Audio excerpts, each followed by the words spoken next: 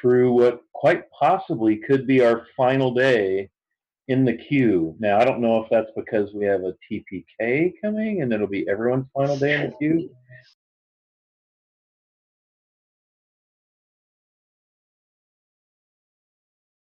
We're on session 17. Super duper awesome extra shout outs of gratitude and love to all the Castle Mac crew for letting us game on their channel. Oh, I can hear myself in the background on my Twitch. Here it goes. Yeah, it's gone. I do that every time.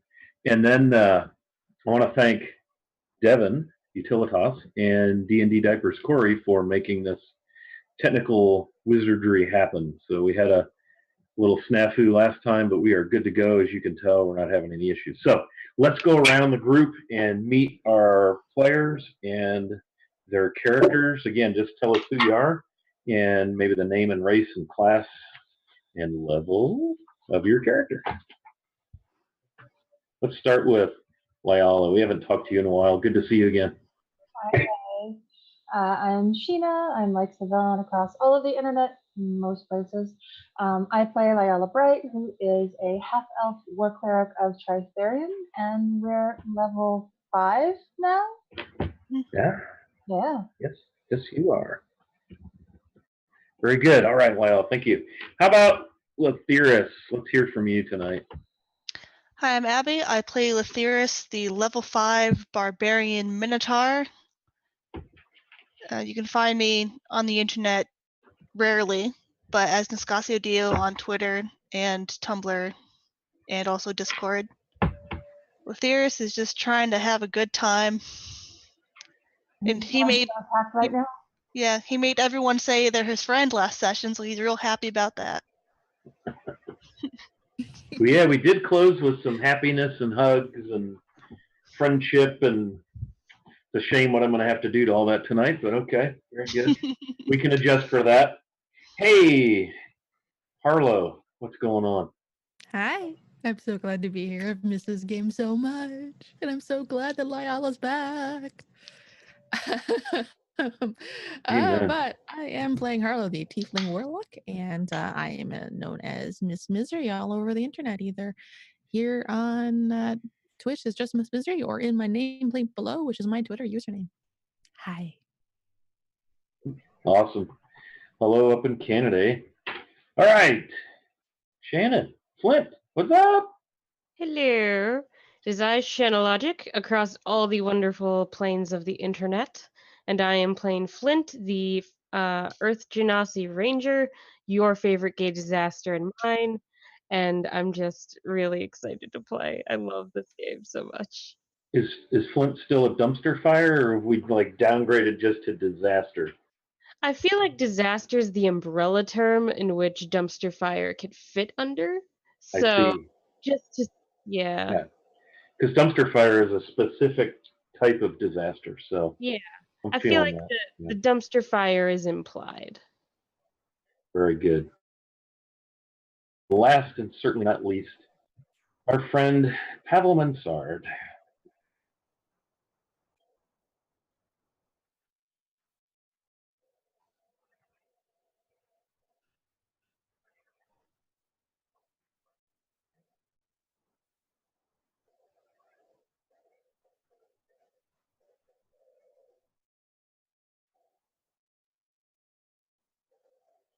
That's the hope now, isn't it, kids?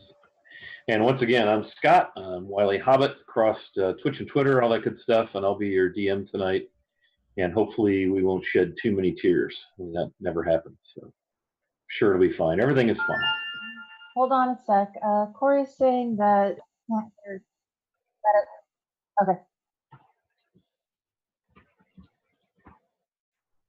All right. So let me hit everybody with a quick summary here. Again, we're playing in a Goodman Games reconstruction of the original B1 and B2 Gygaxian modules Into the Unknown and the Keep on the Borderlands. And so it's an amalgam of those called Into the Borderlands, from which our game takes its name.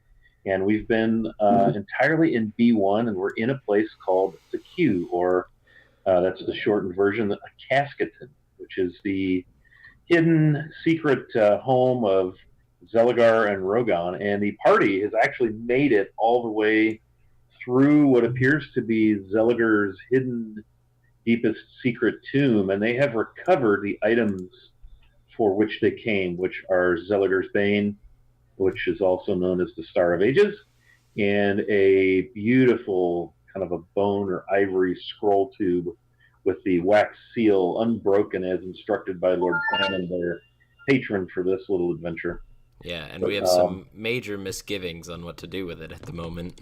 Yes, we do. And so the session last time concluded with them finally getting to the end of where they wanted to go. And now, thanks to these misgivings that Pavel has noted, the party is having to decide next steps based on all they've learned in their essentially about 2 weeks together. The game has been 17 sessions, and it's covered 2 weeks of game time, about 5 days getting up there, and they're in their 8th day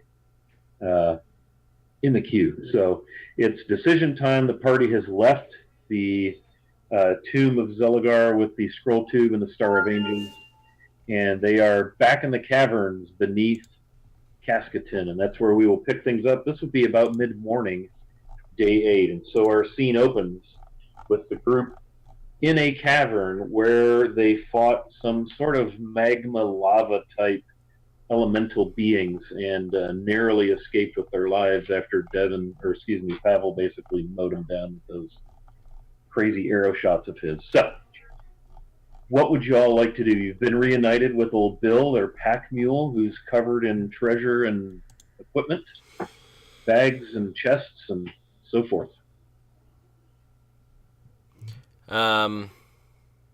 Yeah. I don't know.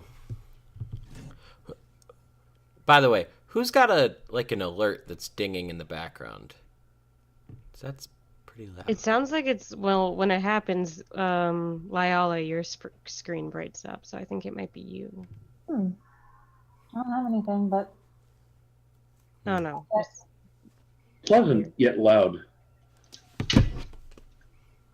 We'll figure it out. At any rate. At any rate. So I imagine we're probably, taking a rest, eating food. Yeah. If we're resting, then I think Letherius would be laying against Bill, braiding his hair. I'm gonna take the time to talk to animals to just check in with Bill and see how he's doing. So I would just be like, I'm so sorry we left and we didn't know that you wouldn't come with us. Are you okay? Did anything happen while we were gone? Oh, I'm fine. Everything is fine. It was quiet here, but I pooped and peed a lot, as you can probably tell. He swishes his tail. But no, it was a nice, quiet time here. Thank you for asking. And, well, coming back. Yeah, well, we weren't just going to leave you. You kind of have all of our stuff. And we care about you, obviously. Ah, very good. I was waiting for that. Very nice. Especially Letherius. I think he's taken a liking to you. Yeah, I see that. Trying to figure out what's going on with his mane. He's just braiding it. I think he thinks you'll like it. It's definitely a different style. I think it suits you. Well, who am I to judge, after all? Letherius is sort of a horse-like steer man thing. I feel a connection for sure. I think he's called a minotaur. I've only read about those in books. Well, I wouldn't really know. I haven't read many books. But it seems nice enough. It's very gentle. Well, can I get you anything? Do you want me to lighten the load on your back at all? Honestly, if we could get the hell out of this cavern, it would be wonderful. I'd love to see the sun again. Yeah, you and me both. I'll be sure to relay that urgent request to the group. Some grass would be most excellent. Alright, I'm gonna turn back to the group. I'm like, hey guys, Bill wants to get the hell out of here. Understandable. Yeah, I think we all do. You can talk to Bill? Yeah, was that not established? Yeah, you just saw and heard, kind of, and Bill, swishing his tail and shaking his head, and but they were clearly incommunicado one way or another. I mean, I'm pretty sure you've done it before, but wow, that's really cool. I kind of thought everybody could do that. I can't do that. I definitely can't. You talk to your bird all the time.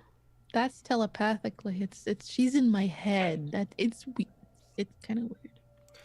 Yeah, But- that's some sort of magic you're using, and Yeah. Oh, well, I was unaware. I thought it was just y'all couldn't hear that. oh, we Like, at heard all. you, but you were making mule noises. Bill noises. Yeah, Oh, you weren't just talking. well, yeah. I mean, I was speaking his language, but Yeah, anyone can learn how to talk mule. not really.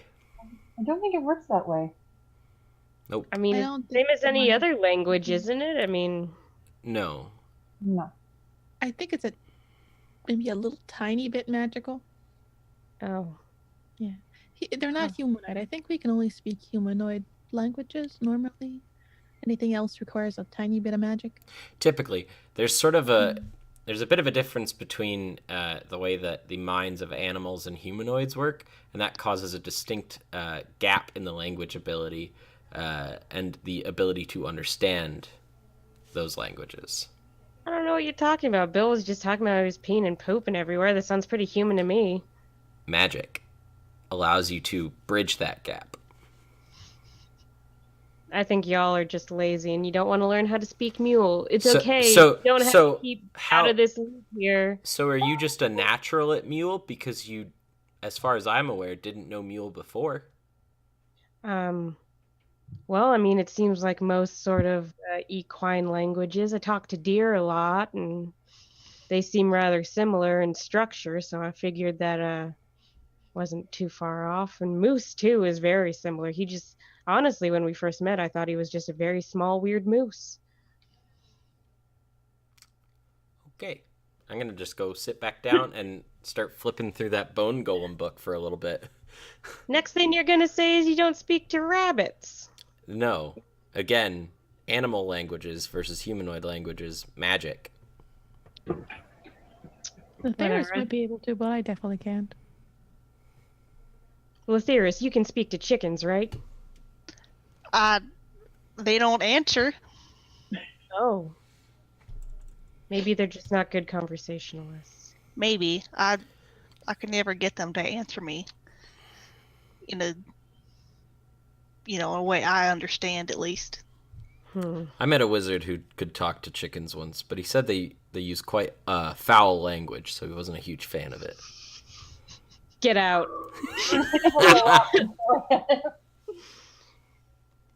Kick All him right. from the call, Wiley. Kick him from the call. I had, yeah. crackle of You want the lightning stream you to go hear, down? Yeah, I couldn't help it. that's It great. just came out of me. Just came out of me. Okay, so it is, it's midday. You're relaxing. You've established that Bill is fine, albeit maybe a little anxious to get out from underground, Yeah. as any self-respecting mule probably would be. I'm going to take out the map we found, and I'm going to sort of Sure. trace a path. In the room we're in, I trace a path left into a larger chamber, continuing through there to like something that looks like a physical structure, and I point to what appears to be a staircase. I go, I think this is probably our best bet to get back up. It means we don't have to fiddle with the ropes like we did before, if it works. Sure. And Yeah, are you going down kind of south Yep. through a cavern, and it loops around under and comes up into what appear to be finished rooms, and there's a stairway in there? Yep. correct. Yeah, that's your most direct way. back up to level 1. I sort of, throw my finger around all the rest of it. We can obviously explore, but I'm personally very done with being here. Agreed. Yeah, I'd like to have fresh air and sunshine and not underground. Yeah, I think if there's anything of value, we've already found it, so I'm okay with moving on. Yeah, I mean, you guys found what you were looking for, so. Question, Wiley. Is the map labeled as well as it is in what you gave us? It's just the caverns. Okay. So there's no real key as far as what any of the spaces or rooms. Yeah, I know. There's just a convenient little bit of lettering down here on the bottom right that looks interesting to me. To Rogon's tomb. Oh, that? Yeah. Is that on the map? That is not on the map. Okay, cool. Yeah, I think this is our actually, I think this is the path we should take, guys. that door is actually not there. Oh, cool. Then I didn't even mention it. I think the railroad came through. Ah. Yeah. So, at any rate, yeah, that is definitely your quickest shot to what you would assume would be the ground level of the cube. Yeah, so I sort of point that out as I'm leaning against the wall, flipping through the Bone Golem book.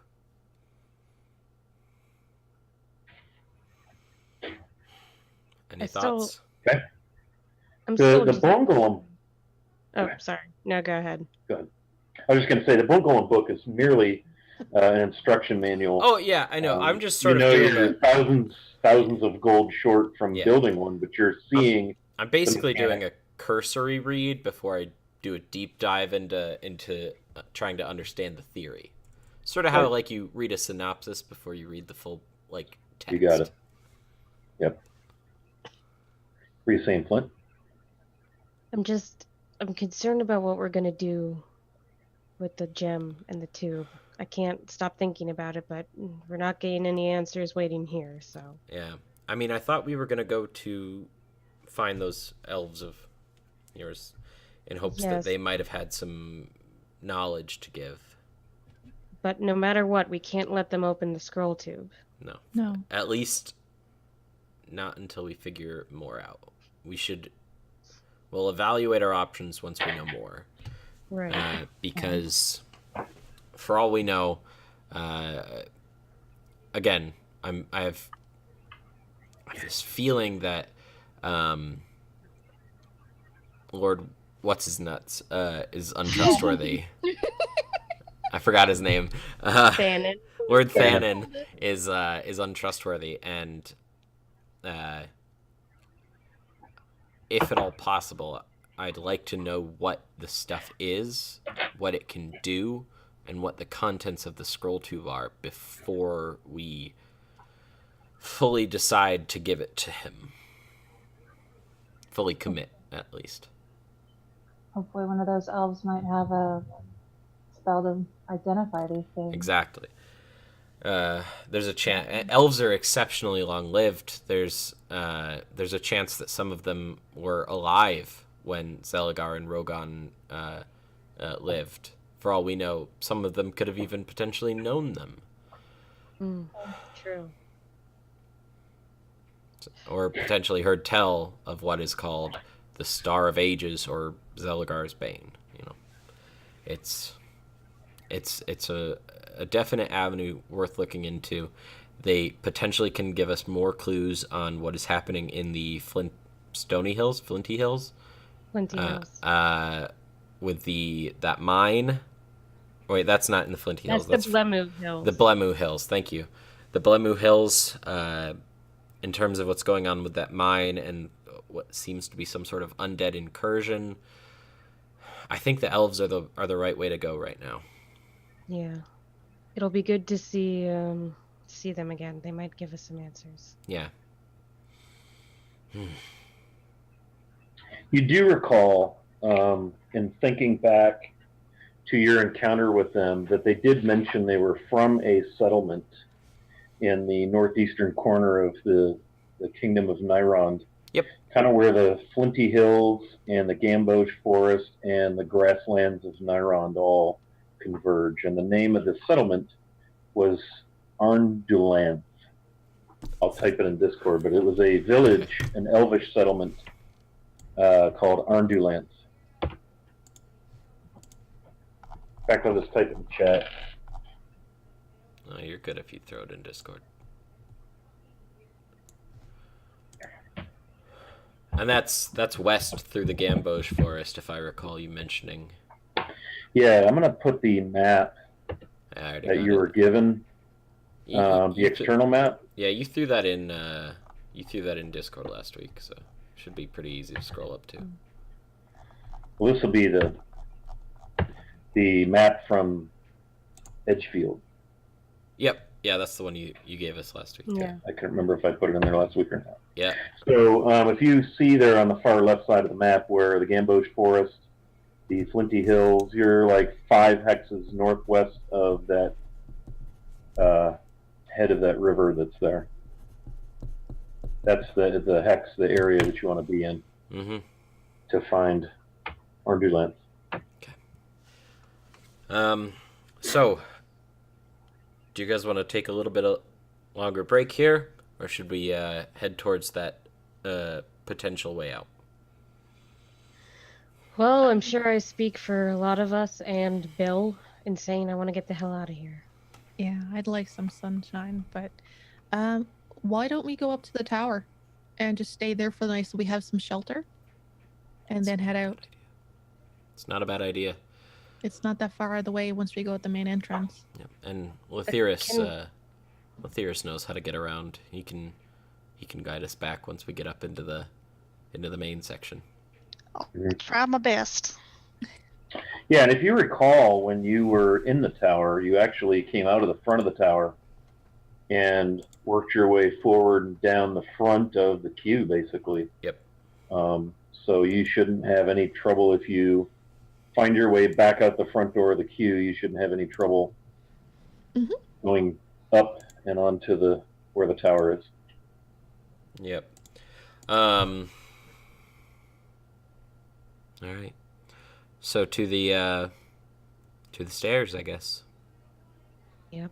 Right. To the stairs. What marching order would you like to travel in? I think probably the same way we've been doing it for a while. Harlow up front. First, yeah. Flint, me. Or no, I was near the back. Yeah, I was in the middle. Yep.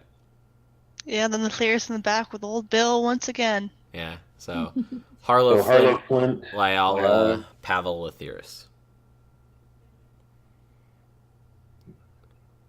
So our big dude can get that solid run up for his horns. Oh yeah. He's so fast right now. He's so fast. What's your movement speed? 50 feet. Nice. Standard? Standard. Barbarian, yeah. He's Fastator. Oh, wow. Fastator. Yeah. Nice. Nice. Love it. He can go. The Energizer Bunny. And he got a big boost in strength, so he's faster and stronger than ever. Go Gadget Minotaur. Okay, so you begin to make your way through the cavern, and again, the only way to have light is through torchlight. It's definitely cavernous. The walls are rough, unhewn rock. So you make your way south, and you go 50, 60 feet, and it opens into an irregular room, probably about 30 to 40 feet across, kind of in all directions, but it's amoeba shaped. It's certainly not circular.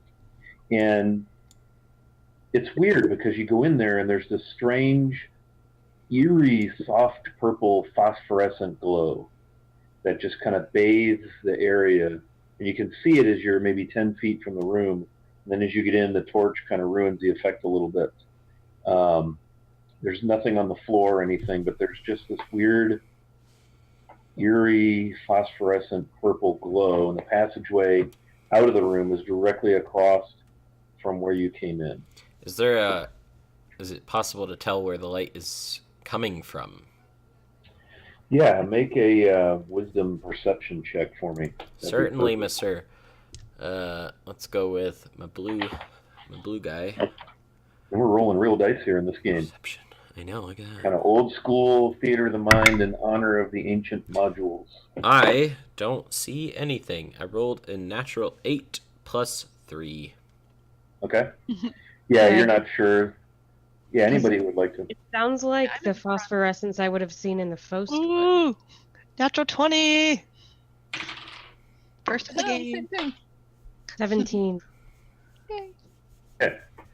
Nice. So you notice, those of you with those high rolls, you notice there's a very light, thin layer of mold on much of the floor, especially away from where people might walk through the room, which might tell you that there's been some traffic through here from time to time from something.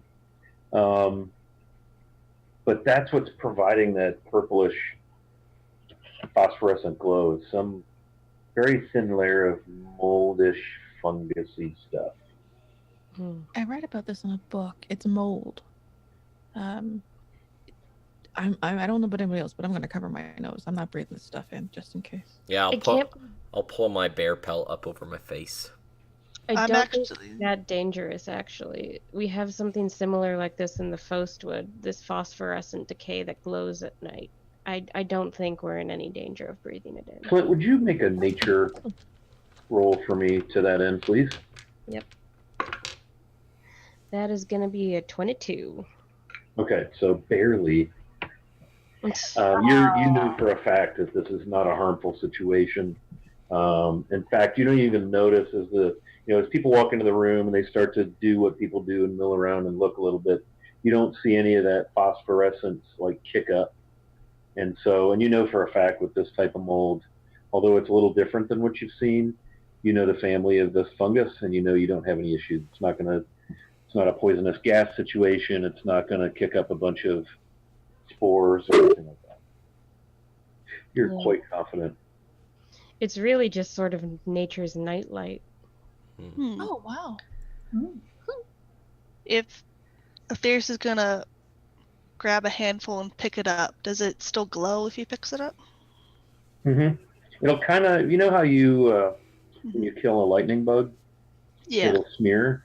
Mhm. It does that if you crush, if you kind of do this with it, it'll smear on your fingers.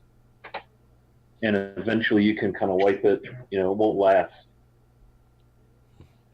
I've never seen this stuff for real before. I've only ever read about it in books. He puts some in the pocket of his backpack, and then he looks at his smeared purple glowing hand, and then looks over to Flint and draws a smiley face on her cheek. What did you draw? What is that? It's a Oh, smile. Lethyrus, that's gross. You shouldn't have done that. And I'm gonna start walking away. It's nice, don't worry. Okay, it's not like some different language for something heinous, right? No, it's just No. a happy face. It's adorable. It's a smile. I'm gonna take a closer look at this. Sort of. It says, "Burn me with fire in infernal." Yeah, I haven't seen anything like this before, so I'm interested. Pavel has seen some molds in the forest and in small caves in your travels, but yeah, it is different in that it's purple and it's really, glowing. Interesting. All right, shall we continue, guys? Yeah, sure. Wait, he walks over to Harlow and draws a heart on her cheek. Oh, What is it? It's a heart. Oh, well, we're to a scratch between his horns again and the curly spatch. All right. That's cool. I like that.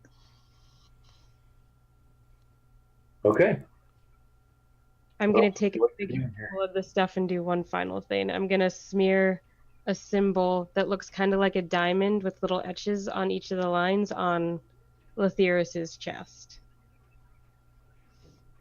Ooh, what's that? It's part of my language. What's it say? It says home. I'm gonna take some. And honestly, I'm probably just gonna put my hand and just walk to Lyala and just go. I'm just standing at the. Just hit me with that. I'm just standing at the very other end of the room and just sort of like watching all this. Like, going,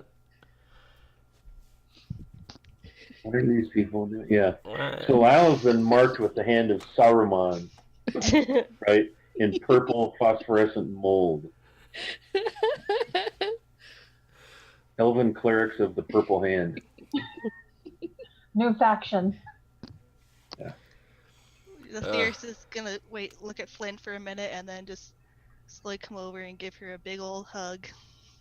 And then when they separate, the moss is just both like smeared on both of them. Oh no. That was really sweet. I'm sorry I almost shot you with an arrow. I understand.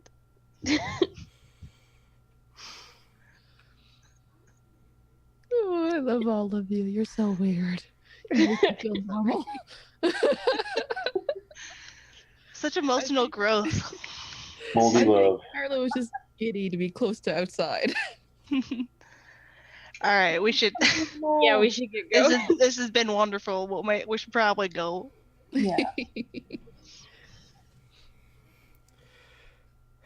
If I can, I'm gonna sneak some on to Pavel.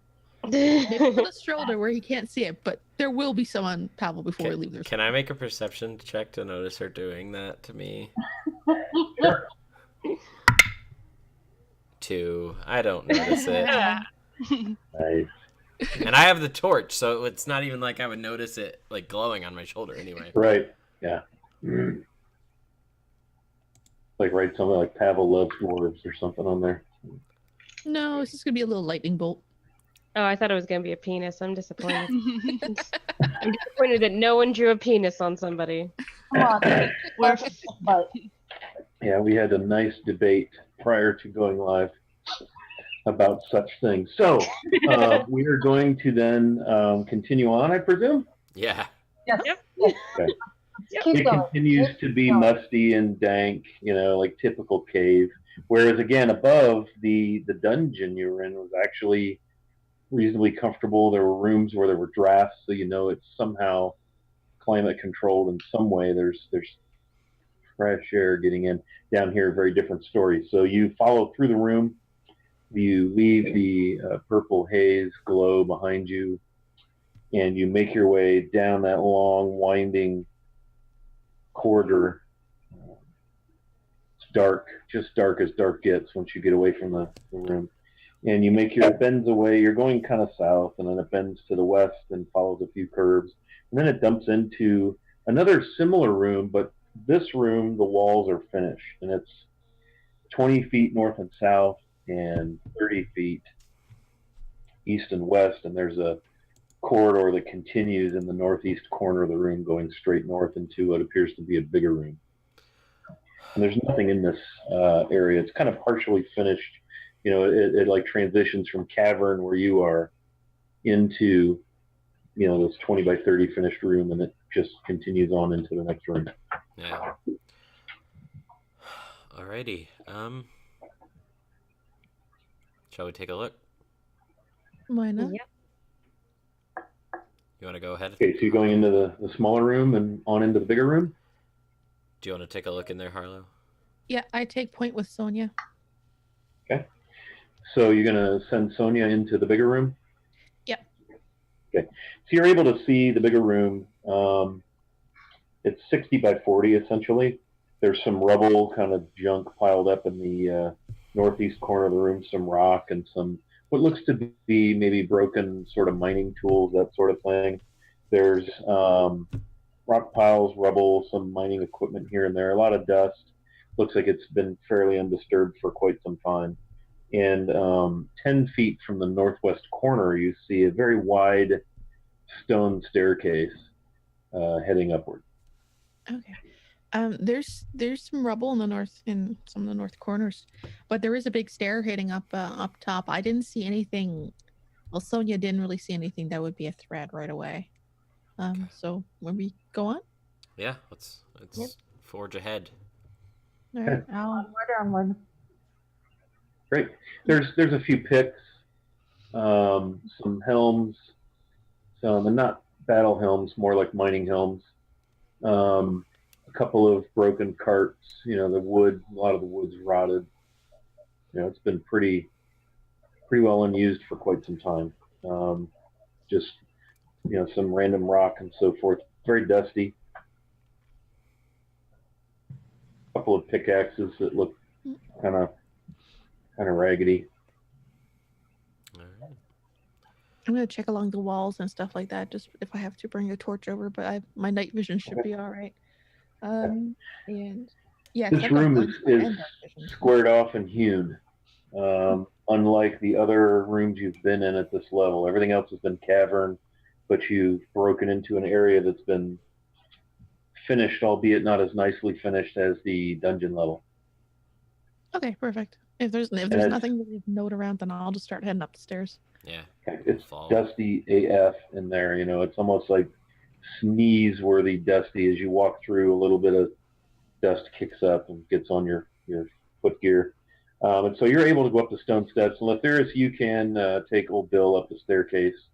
And there's a nice landing, and it kind of doubles up and continues up. So 1 floor, 2 floors, basically standard staircase. And let's see here.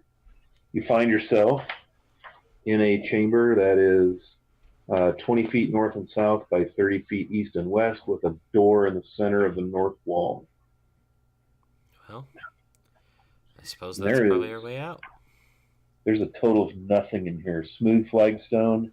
You recognize immediately the flagstone, the walls. You're back on the dungeon level. This is familiar stonework to you. We're home. It just occurred to me. We were thinking about sleeping in the tower. Old Bill can't get up there. Well, if we go at the front door, then go up around, we can. Oh, true. Yeah. Scratch what I said then. We're not letting old Bill go again this time. We'll have to go through this door first, though. Yeah. Were there any traps between now and there? I don't remember. Lathyrus, you would probably know. Between here and the tower? Here in the front door. Well, we're not sure exactly where we are in the main level. Remember, we never found this room. This is a room you were never in, actually. Yeah, we never found. Probably taking the stairs down. Well, in any case, I don't remember any traps other than the hole we went down before. Oh God, that fucking hole! 2 of us have fallen in that. Yeah, it worked out though. And then the gate that way back a couple days ago that I don't know if it was a trap exactly, because it didn't do much besides trap us for a moment. You do remember 2 in the entryway. There was that long entry hall with a couple of alcoves on the sides and long. And you get down to the end of that, and right before it goes up a couple steps, you remember there being 2 really large stone statues. Yes, those are the ones. They kind of like came to life and warned you against entering and that sort of thing. Yep. All right, so Lathyrus probably wouldn't know about that, but you guys would. Yeah, we just need to figure out where we are in relation to where we've been. Yeah. So, I guess we go through the door. Mm-hmm. Okay. So you open the door, and the passageway goes straight and turns left to the west, straight being north. And the passageway also goes immediately to the right, which would be due east.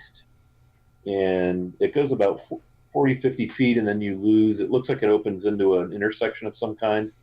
But due to the distance from your torch, you're not quite sure. Yeah. I'm gonna look at the other side of the door. Does it look like a door, or does it look like a wall on the other side?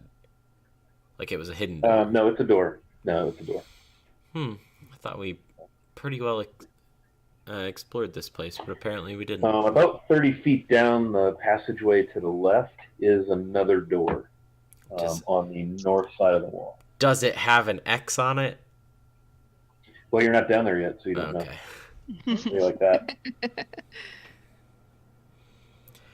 Shall we check out that door, see if we've been to that one before? Sure. Yeah. All right. Let's roll. I will literally skip down to that door. Okay. So in doing that, you as you come to that door, it is unmarked.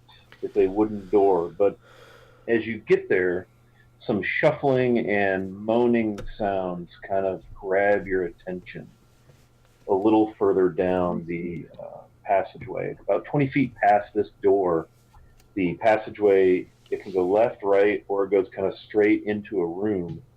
And that first kind of that corner of that room, there's a big pillar. And it looks like the shadow of another pillar behind it. And you hear this moaning-ish sort of wailing, just horribly miserable, almost chanting, kind of crazy sound coming from that direction. I slowly skip backwards. And What is it? I don't know. It was like groany, wailing. It didn't sound good. It's probably gonna try and kill us. Sounds like I take out undead. my axes and I start heading that way. Just in case, I'm gonna just to get an idea before she heads out. I'm actually gonna. Well, I'll have Sonia follow her, basically. Okay. I'm gonna go with So, Flint. Flint, you're going to head down there? Yeah. Okay. Oh, my foot's asleep. I don't like My it. sword's Bummer. drawn. I'm just falling behind. I've But farther drawn my back. bow. Okay. So now we've got Flint, Lyala, Harlow, Pavel, Lethyrus, right? Mm-hmm. Mm-hmm. So, Flint, as you make your way down that passageway carefully, the torchlight from Pavel casts shadows, your own shadow in front of you, and you come into that intersection. Muted. You can go north. What you got? There's a wall going south. You can go Hey, south, love but you. you're into that. If you remember, Nice. there was You're that very big pretty. banquet hall with the 8 pillars where you encountered that gnome encampment. Mm-hmm. You're in that space again. Remember, there was the 2 Ah. giant wooden thrones on the dais, carved wooden thrones, and all the trappings on the walls. Yeah. So you have entered that area, and in front of you, Flint, you see a form that you've not seen before, and I'm going to put it in Discord as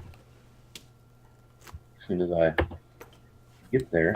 And it's kind of floating. It's almost like an apparition, and it's hovering or floating, and it's in Discord above some lump on the floor, some kind of a object, a pile of something on the floor. I don't like And- that. Hello. It stops. It looks like it's doing something over the whatever it's hovering over. Again, it looks like a pile of something or a large blanket or to something on the floor. And this form hovering kind of stops and turns to face you. I come to meet your doom, have you? Welcome. Come out into the room, all of you, where I can see all of you before I kill you. I make sure to step to the side, so if Lethyrus wants to run right through, he can. I'm gonna have you all roll. I'm gonna have you all roll initiative. Initiative time. There we go. Hello. 21. I rolled a 18. nat 1. All right, yeah. I'll roll initiative real quick. Ooh, not good initiative. I have. Pavel 21. Who got the 15? I did. Oh, sorry. Is that you, Flint? No, it was Lyala. You might want to add some. Okay, Harlow, what you got? 3. Woo! Flint. 18. Okay. And Lethyrus. 5. Okay. So, you see this apparition. It has a longsword. But the longsword is almost... It's hard to tell if the longsword is a longsword or the longsword is shimmering. and it doesn't look pleasant, whatever this thing is. And it doesn't look like it means you well. Foul ghosty. Before we get into this, hello. He squints. Ma'am? We don't really want any trouble. Is there any chance you could just let us get out of here? I mean, do we have to do this? Oh, sweet boy Lethyrus. Oh, we have to do this. You've But looted, why? you've plundered, and I've gotten one of you, and now I will get the rest of you.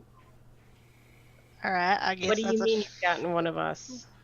Flint, it is your go as this thing starts to come toward you, and it is not touching the ground. And in fact, it was on the other side of this lump on the floor, and it floats right through it, and it comes your way. And Flint, you have initiative. Wouldn't it be Pavel going first? You got like a 20-something. 21. Yeah. Oh, I'm sorry. You're right. My bad. Numbers are things. I really hope you don't mean what I think you mean. And I'm going to attack twice, because I have multi-attack now.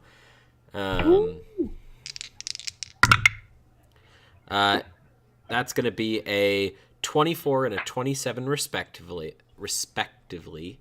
I'm going to action surge and attack again twice. And that's a 12 and a 19 respectively. Okay, that's 3 hits. All right, that's going to be 8 plus 15.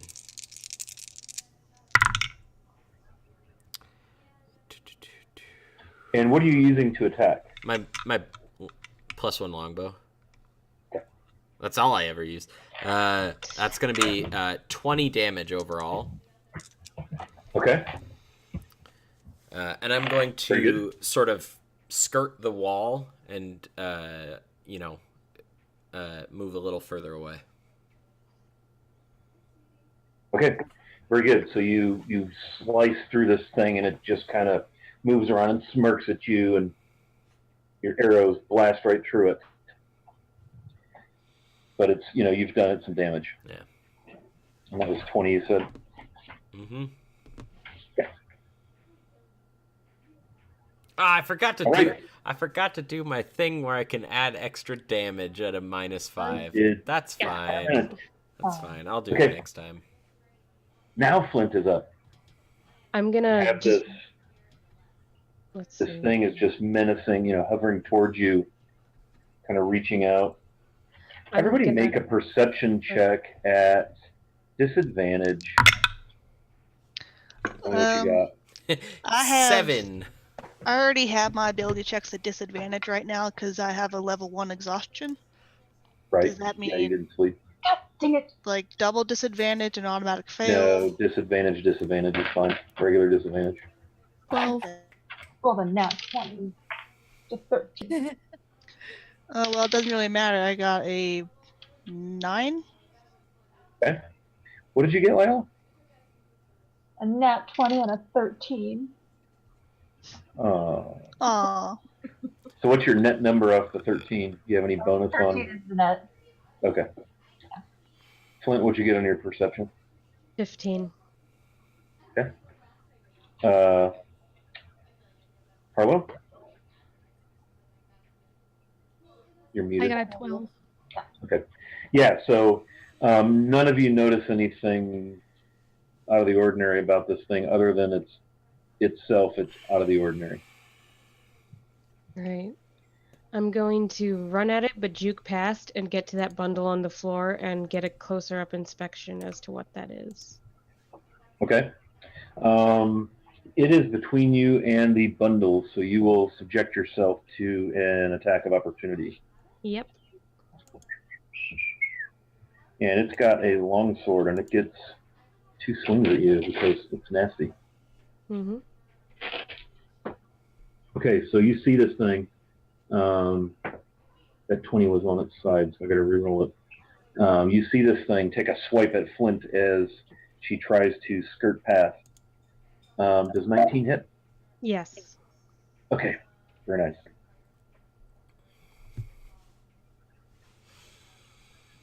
All right, and so you will suffer 10 damage. Yikes.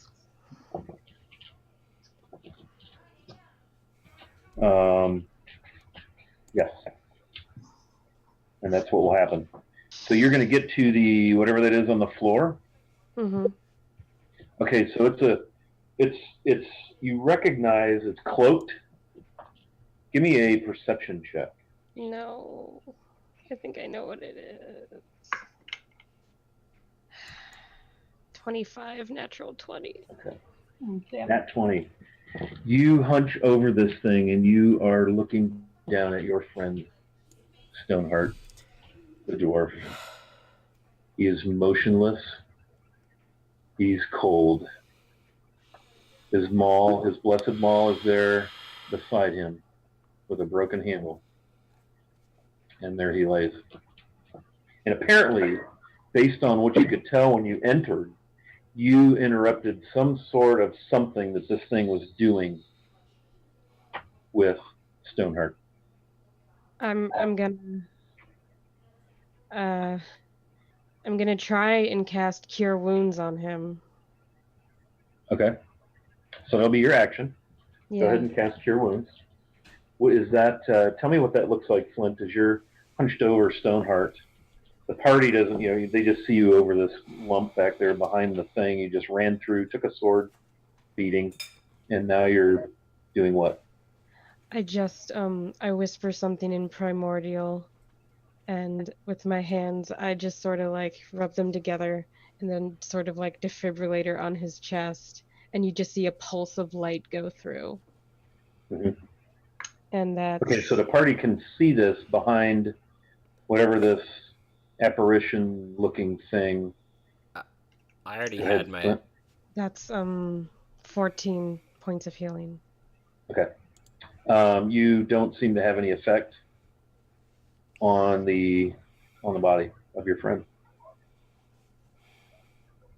I'm just gonna stay kneeled there. Okay. And that's my turn. He is clutching his holy symbol from Ula, the goddess of mining and mountains and really cool Greyhawk Dwarvian things. And that should probably end your turn. Yeah. So the rest of you see Flint hunched over something, and you saw a glimmer of light as she was apparently casting a spell or something. And it is now Lyola's turn. Okay. I'm going to use Channel Divinity and turn undead. Okay. So that is a wisdom save that the apparition needs to roll. Okay. That's wisdom? Wisdom. Okay. You apparently have no effect on this thing. Yeah.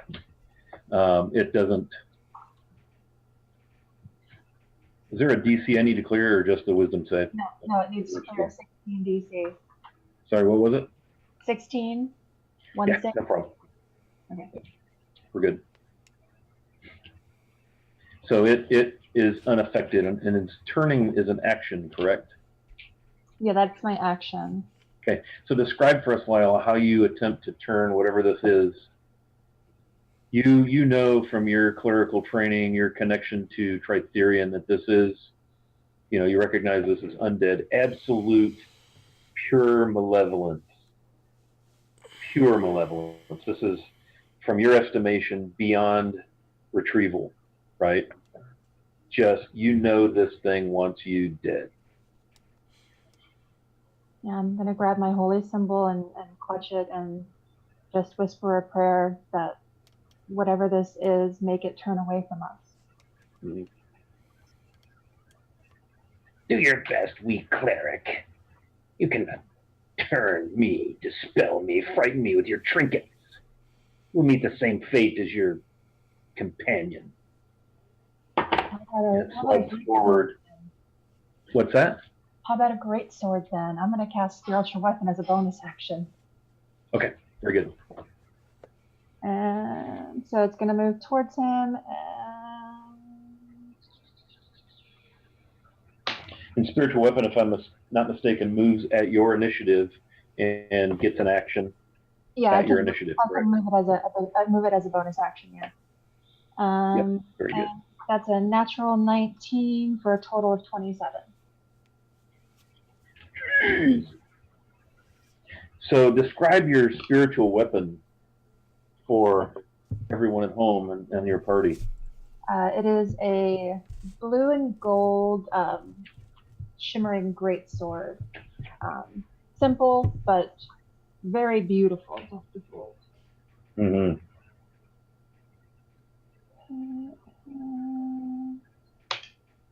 Give me 5 points of radiant damage. Or, no. So how much was the damage total? It's 5 force damage. 5 force?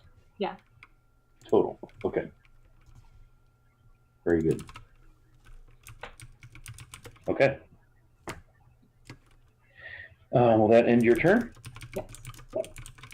Very nice. It sneers and just throws its head up, just mocking you. It's like it has fangs and it's spitting and dripping, and it advances toward Lyala and raises its longsword with 2 hands. Does 20 hit? 20 will hit. Okay. Whoops. In the trace, yeah. 6 damage on the first attack. Does 19 hit? 19 hits. And 11 on the second attack. All right.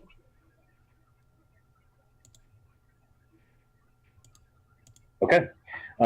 Next up is Lethyrus. So you have this apparition. You see Lyala step up and clutch her holy symbol, and it retorts at her, and they exchange blows with the spiritual weapon and then the swordplay from this thing, and it is now your turn. Flint is behind it. Pavel's behind you. Harlow is there with you. Okay, I'm going to pull out Sunder, and I'm going to attack twice, because I can do that now too. And I'm going to take the -5 penalty for +10 damage. All right, well that one's gonna miss straight up. Okay. No worries there. This one is would be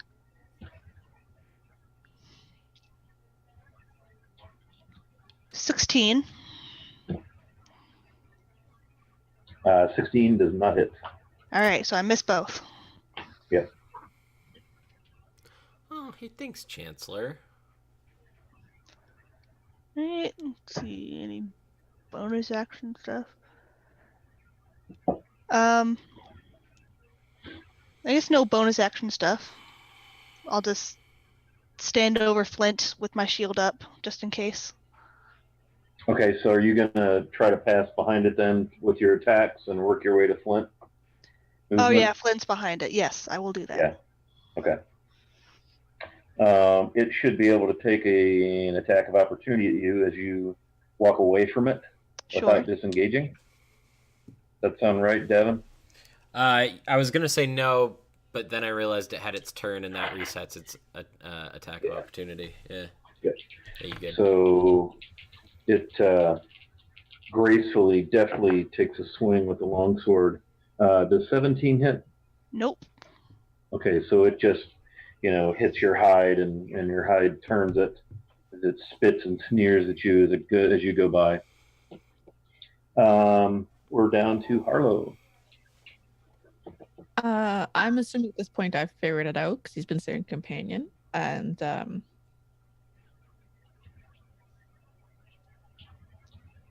I think Harlow's probably just going to scream, and she's going to, first of all, as my bonus attack, I'm going to cast I was just looking at Hexblade's Curse. Very good. And then I'm going to shoot it, take 2 beams of Eldritch Blast at it. Yeah. Do your thing. Isn't 5th level great? That starts getting pretty chippy. That's 23 to hit. Okay, that hits. And that will be... I had these set aside for a reason. Where did they go? Okay. And that is 6 plus... so that's 9 damage total. And then I'm just going to start running towards it. And that's my full turn. All right. So you're running towards the creature with your sword drawn? Yep. Okay. We are back to the top of the order, and that is Pavel. So you see your combatant, or your colleagues, excuse me, engage this nasty thing, and all of you just get this sense that this is malevolence at its most concentrated. And I had my suspicion initially as to what the form was, and judging by Flint's reaction, I think I too have figured it out. And I growl under my breath something in Dwarvish, Le Croix Croatia, which means for Stoneheart. And I do my 2 attacks, both of them -5 +10. Sure. Natural 16, natural 19 for a 24 and a 21, respectively. Okay. So that's going to be 2d8 plus 30. Yeah, you get +5, then plus 10. Yep. That's going to be 40 damage. Yeah. Ow. So you see these arrows blast through the apparition, and it shrieks and wails, but it's up. Easily still up.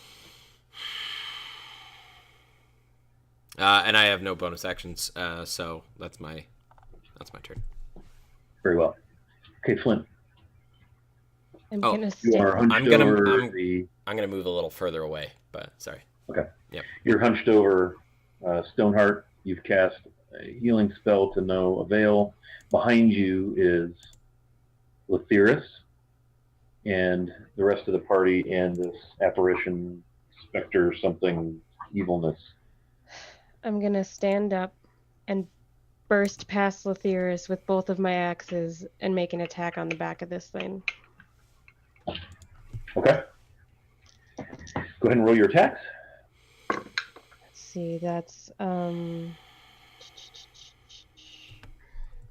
17 to hit and an 18 to hit. Okay. Both of those seem to go through thin air, and neither of your swings find purchase. And it laughs at you mockingly. All right, I'm going to instead take, well, because I still have one more attack, right? Because that was just my one attack. Mm-hmm. Since I have 2 weapons. All right. I'm going to take out my bow, and I'm going to just point blank shoot it in the face. Okay. That'll be disadvantage. Yep. Given your close range. Yep. That is still a 17. You run, that's a miss. You run two-handed fighting style, right? Two-handed fighting style, and then I have my bow, yeah. Right, and you have 2 attacks. So the two-handed fighting style is attack 1, bow is attack 2. Yeah. Gotcha. Yep. Sorry to say that is a miss on the bow attack. 17 is a miss? Yeah. Oh, okay. So it's 18. Yep. All right. Then I guess I just sort of curse it in Infernal, and that's my turn. Very good. Okay, Lyala. All right, so I'm going to use my spiritual weapon to make the first attack as my bonus action. Mm-hmm. That's a natural 17, so a total 25. That's a hit. All right, that will be 3 points of force damage. 3 points force damage, okay. And then I'm going to move forward and attack it with my battle axe. Very good. What is the nature of your battle axe? Is that a +1 max? It's a +1. Yeah, gotcha. Okay, so that's another natural 17 for a total of 24. Okay, that's it. All right, and this one will be 10 points of slashing damage. Okay, excellent. So you're able to find purchase with your axe swing, but its head remains nicely affixed to its shoulders. Okay. It spins, and it's facing Flint, Lyala, and Harlow. So I'm going to roll a d6, and Flint will be 1, 2, Lyala will be 3, 4, Harlow will be 5, 6. And it raises its longsword and takes, actually it's going to take a swing at Lyala and a swing at Harlow. Here's Lyala. That's a nat 1. And 25. Harlow, does that hit? Hits. 6 damage. Okay. Slicing, slashing from the longsword. He spits at you. You'll die for plundering my home. And he's just seething. And that will be his turn. Can I make my sentinel attack? I'm assuming that the two of them are within 5 feet of me. Mm-hmm. Absolutely. I don't. With sentinel attack, do I get like a regular attack? So do I actually get to take 2 swipes, or is it just 1? I don't know the rules on this one. I don't have it. I don't know if I have it in front of me. I think So it's just the 1 hit. it can attack separately from you, doesn't it? Yeah, I think it's just the one attack. Your attack. One actual attack. Okay. Cool. That's what makes sense to me. Yeah, and I think if Flint is attacked, since you also have that feat, right? Me? No. Yeah. Oh, you don't? I thought somebody did. Whoops. Thank you, Stephen. Stephen helped us there and chat with some of the excellent DM knowledge. Okay, what was your hit there? It was For only your a attack roll? 16, but didn't hit. Okay, yeah, so that did not hit. Okay. And then you're going to make your attack. Oh, it's not your turn, sorry. Yeah, I think it's Lethiris. There's. Okay, so I'm gonna try to attack it twice again. Okay. And I'm gonna take the -5 penalty. And that's a 19 and a nat 20. Both will hit. And you'll get to roll Awesome. double damage dice for the crit. Nice job. I actually get to roll triple damage because Savage Attacks apparently comes with the Theris' thing. Yep. Alright, so that is... Nice. Let's get damage up here. That's... Oh, and I can add +10 to it. So 17, 18, 19, 20, 21, 22. And then, 21, 22, 23, 24, 25... Wait, 21... 22, 23, 24, 25, 26. Math. So 22 and 26? Nope, 26 times 3 plus 22. That's 100 damage total.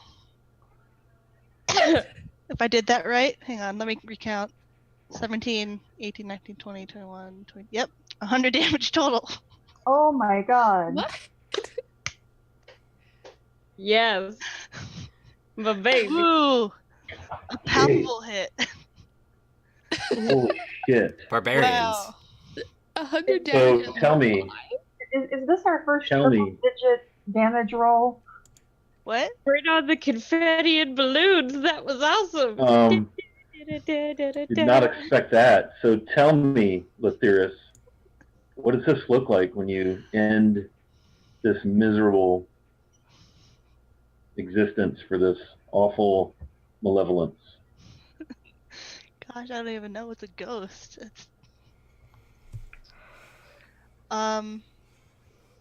So I bring the shield down and I swings thunder at a diagonal, cutting it diagonally completely through.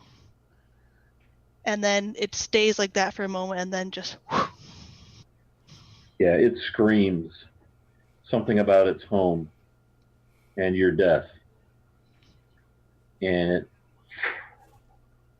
you're left in the silence of the hall,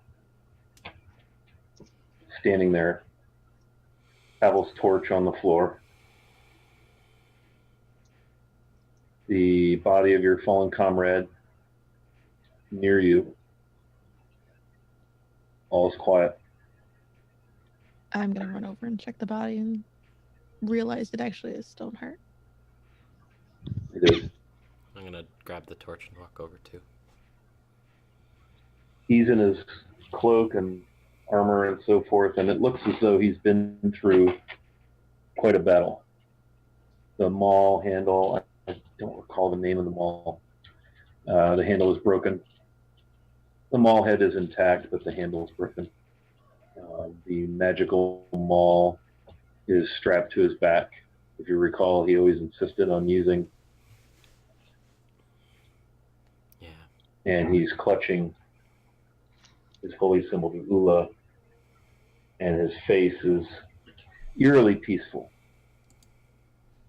I'm gonna kneel down, get my arms under his leg and back, and stand up.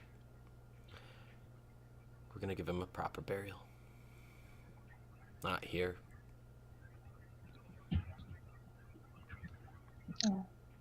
I slowly sheathe my weapon. Is this the fella you guys were with before? Yeah. We left him behind. We lost him. I'm gonna turn my back and walk away. Yeah, I if go you after recall, you awoke and he was gone, and you never did make contact in your travels through the queue. Yeah. I'm really sorry, everyone. I'm crying. All right, Lyr's gonna turn around and go after Harlow, and just kind of come up to her and hesitantly put his arm on her shoulder. Like, all right. Is it okay if I'm over here? Yeah. Do you want a hug? I think Harlow will probably just like step in, but won't act because she's just.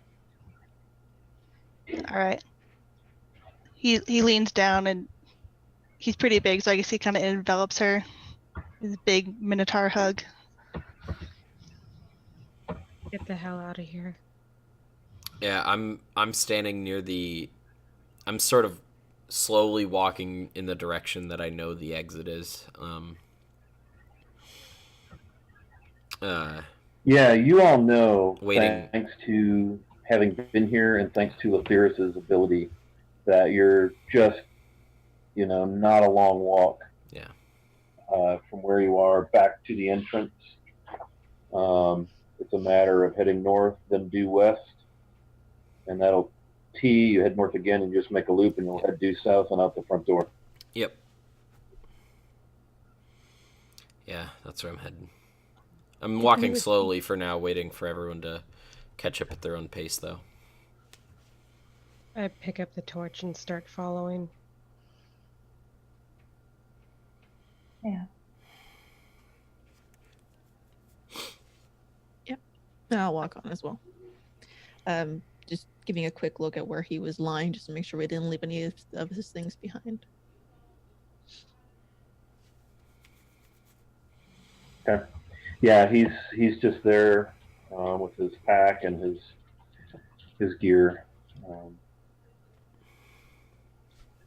Anybody? How about a religion check? If anybody's curious what might have been going on when you appeared. I'll try, but 16. 19. mine's bad. Is that you? Lyle, was that you, the 19? Yeah. Yeah. So you know that this creature, this being, this malevolence, your guess is it was probably a wraith of some sort, was beginning to perform a ritual to try to recall the life of Stoneheart to its service. So your sense is that you probably did a good thing by wandering up when you did. You know that the ritual certainly was not completed, it was barely begun, and your sense with all that you've seen is that you were able to disrupt that process, and Stoneheart's soul is still where it needs to be. Okay. Now let's just get out of here.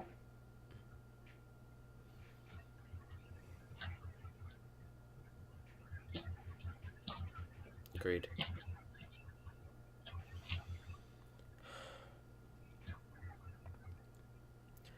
Okay, so you're gonna wind your way out of the dungeon. Yep. Yeah. Okay.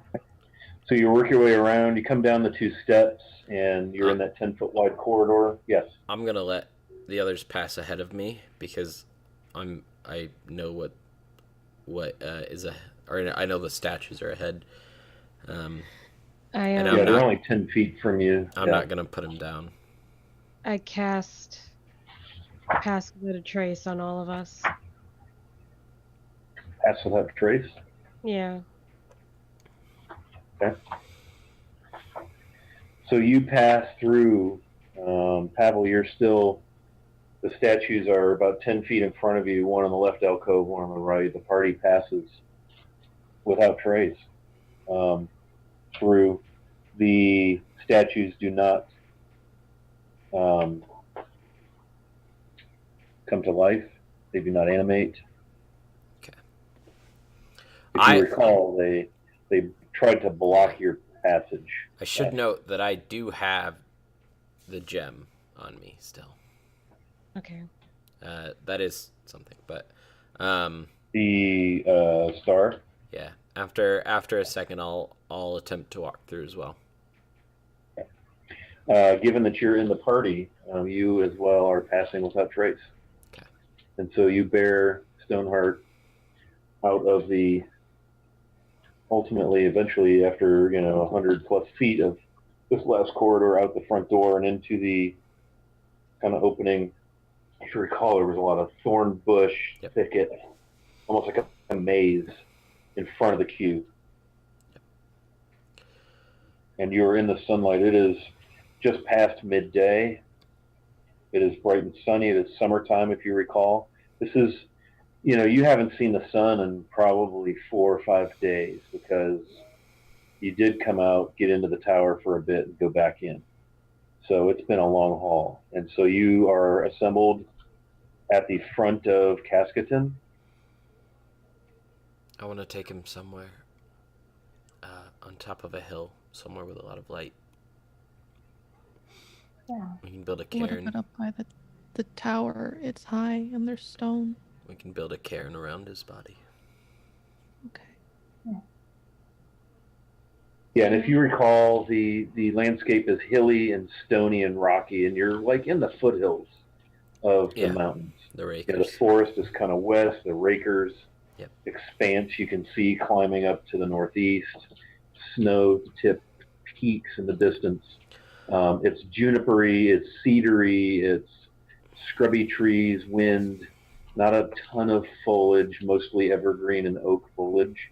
Yeah. And you're easily able to find your way through the thickets, through the thorn bushes and so forth, to what must be the roof of, the hillock that encompasses Cascaton. And you can, once you get up, where your eyes crest the edge of the hill, you can see the lonely tower there in its state of disrepair. Like, again, it's crazy. It's this weird stone structure. There appears to be 5 stories, a few windows.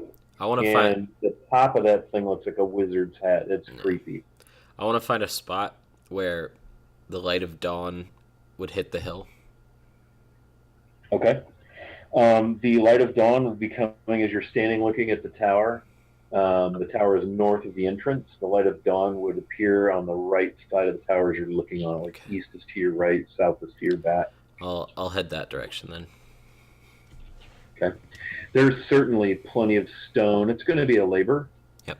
It's going to take you the remainder of the daylight hours to get him the way you'd like to have him presented. So please role play. Yep. I'm gonna set his body down, and I'll pull the mace, the magic mace, and toss it to the side. But I'm gonna set his mace on his chest, wrap his hands around the broken handle. And then I'm gonna stand up and start collecting stones. Large ones at first. And then, starting to arrange them initially in like a oval around his body. And then as that's finished, slightly smaller, a little bit more inward, and continuing on until it's... I assume others are helping, but... Yeah. Before his body is covered, I'm going to take the emerald that he had polished and carved for me into a unicorn horn and place it in his other hand next to his holy symbol.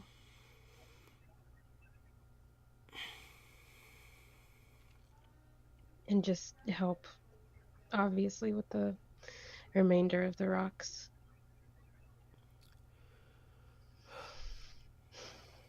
I'm going to take out 2 gold coins and put them on his eyes. And then I'll help with the rocks as well. I'm going to say, I kind of wish we had a potato plant to put on him. Well, we have potatoes. Did he like potatoes? Loved him. Yeah. Almost as much as his wife, I think. He had a wife? Yeah. I think.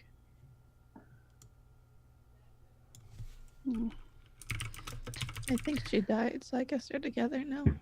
Yeah. That's nice. I guess Letherius is gonna go over to old Bill and take out a potato. And he's also going to rummage around in his pockets and pull out what's he gonna pull out? I had something in mind. Oh yeah, a little figure of a cat. And he's gonna put them with Stoneheart. Then he's gonna say, I would have liked to have met you. You sounded like a nice man. And he's gonna step back respectably and just watch you guys do your thing. Once the cairn is done, I'm gonna step to the side of it and with my dagger, I'm gonna carve some words in Dwarvish into the side, saying them as I carve them. Du croy aklos dianam ledo thiaglak. Your heart to stone, your soul to your family.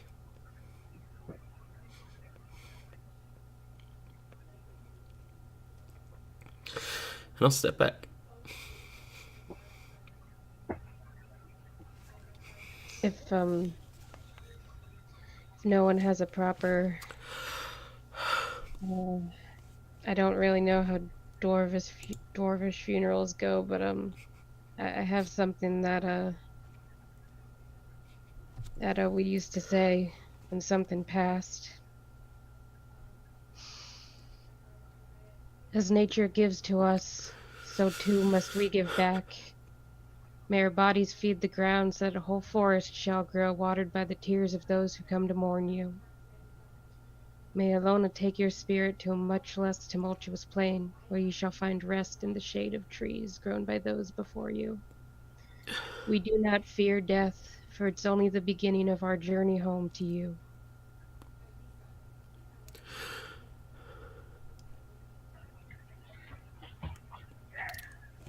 And you all notice as you're going through your makeshift ceremony funeral, you're into the twilight. The peepers are peeping and the crickets are cricketing and the birds. It's really nice, peaceful and beautiful. Continue.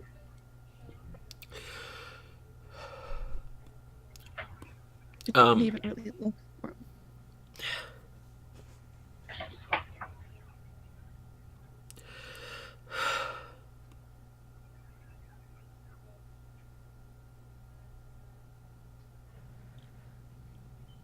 I'm gonna go and sit down a little bit of ways.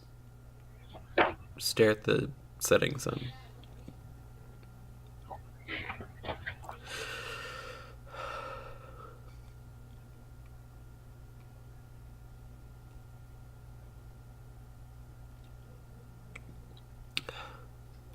I think Carl's probably gonna go sit down with him after a couple minutes. Can we take a break, guys? Yeah, I think that's a good time. Let's go ahead and take our customary break. And about 5 minutes, we'll see you back.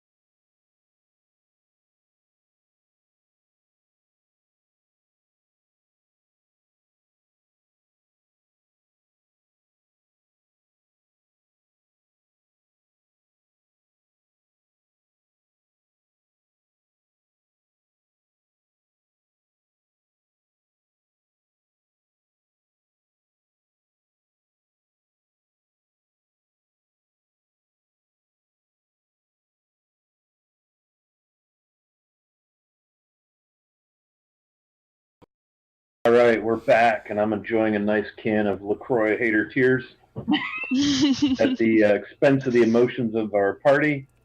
Just so anybody who's been following this a little bit, that was one of the original party members. Stoneheart was Stump's character. And Stump was kind enough. He was, for a while, he was kind of our streaming. He would run the stream for us and so forth. And then life took a turn and he had to move and so forth. And so we lost him as a party member. And I contacted him this week between sessions, and he was more than happy to let us wrap up Stoneheart's story in a respectful way. So thanks. That was for you, Stump.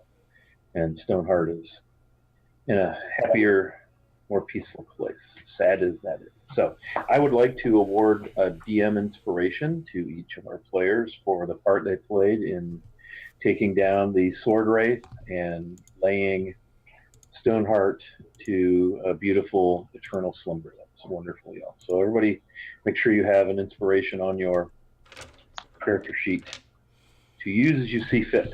And it is evening time. It is dark. You have concluded your service. It's quiet. Pavel, you're sitting off a little bit to yourself. I think Harlow said she had come over to sit with me, but okay. So we'll pick up right there. I'm just gonna sort of be staring out into the hills, and after probably a while of silence, I'm gonna very quietly, sort of, you might, like, you could easily think I was saying this to myself by how quiet I was saying it, but I'm gonna say, they always told me I was a failure. I worked so hard to prove them wrong. And now this. He didn't deserve that. He didn't deserve any of that.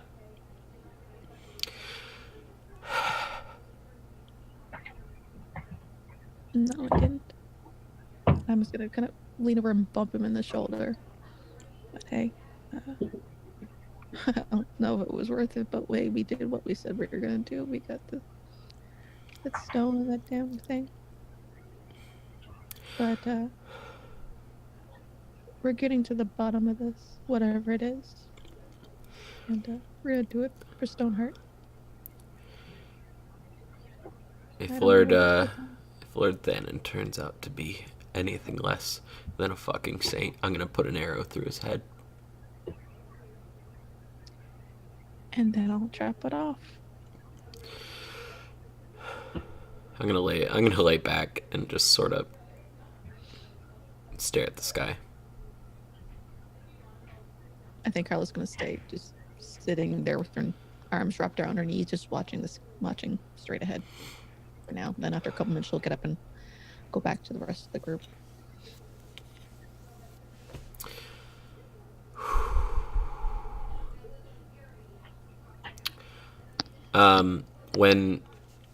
When Harlow leaves, I'm gonna pull that staff out that they had given back to me because none of us can use it, and I'm gonna pull my amulet of Bakab out, and very quietly I'm gonna say, Bakab, you've helped me before.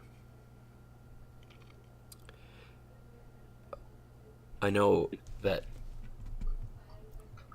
there's much I have to learn, that there's much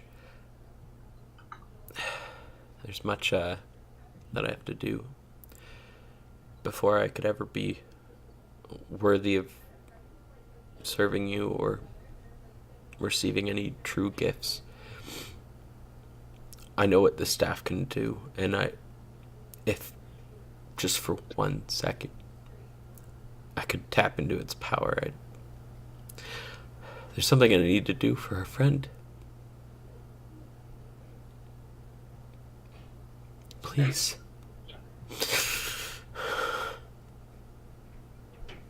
It is unbelievably quiet and cool for a summer evening because you assume because you're in the hills and you hear the croaking of the jays as they fight with each each other in the tiny treetops. And this, as you sit there, Pavel, with your eyes closed, beseeching your deity, this image begins to fade into your imagination, you presume. And it's the image of a leather-tooled, rather rough-looking book. Roll perception for me.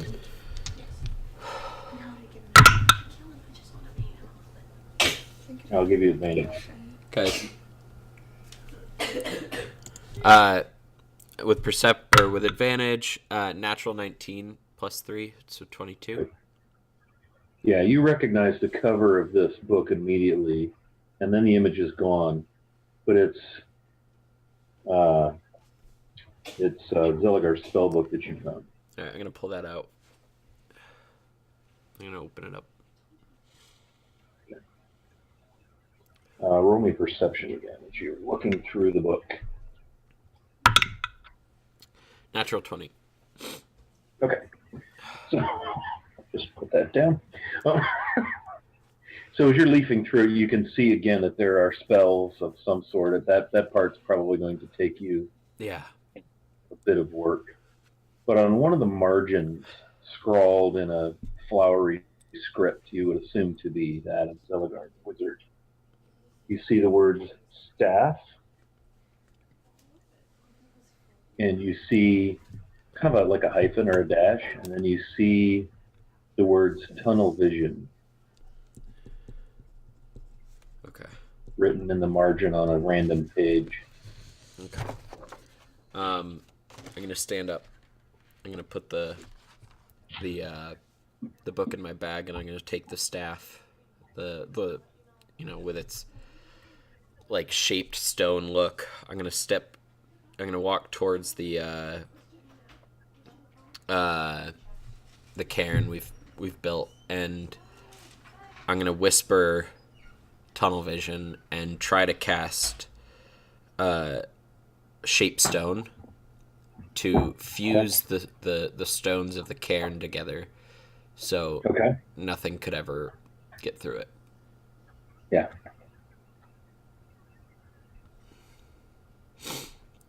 Shaping it around underneath him as well. Yep. So it's a true tomb where he can never be disturbed. So the rest of the party, whoever's watching, sees Pavel approach the cairn holding the staff of stone.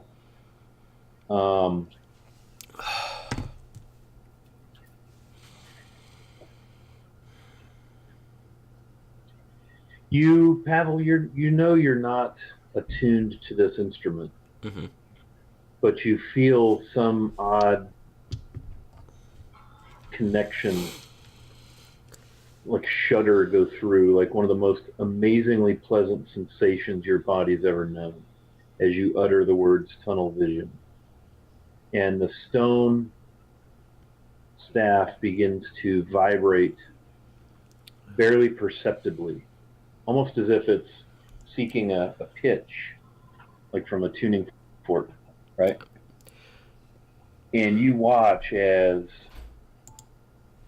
this roughly piled rock cairn begins to meld, and almost as if chinking and mortar appear, and the rocks are still, you can make out the images of the edges of each of the rocks are still defined, but it appears that they've been worked by a stonemason so that the cairn is sealed.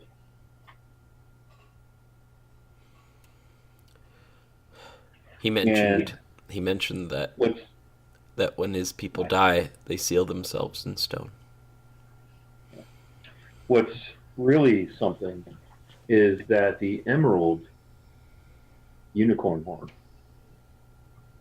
that Flint put in Stoneheart's hand is now embedded in the rock, so that the front of it is not, it's flush with the stone, so it won't be able to be pried out of there by any means, you're sure. almost as a marker, and it's on the front of the side of the cairn. So anyone approaching the cairn, especially in the earlier hours of the day when the sunlight will be shining upon it, will easily see the emerald. And that cairn is sealed, and the staff slowly stops vibrating. I'm gonna sort and of then it crumbles in your hand and just drops onto the little, just like almost like dust, and drops onto the stony hillside. I'll whisper thank you, and then I'll look up at my friends, and he said that when his people die, they seal themselves in stone. I figured this might be a little better than just a pile.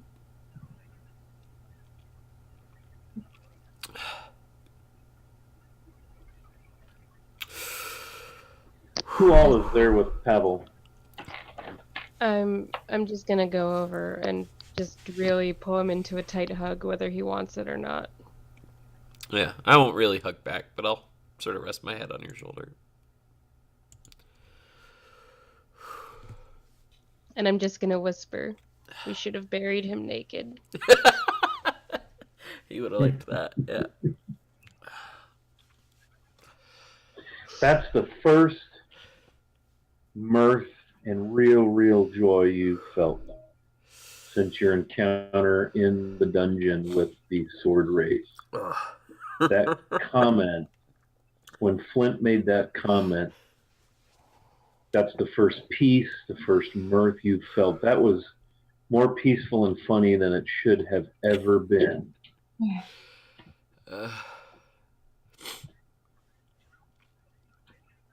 think Flint, make a perception check.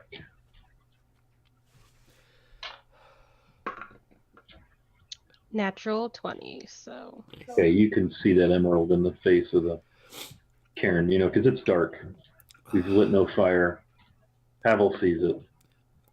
Flint sees it. I think we should get some rest. I'm gonna go start make a fire.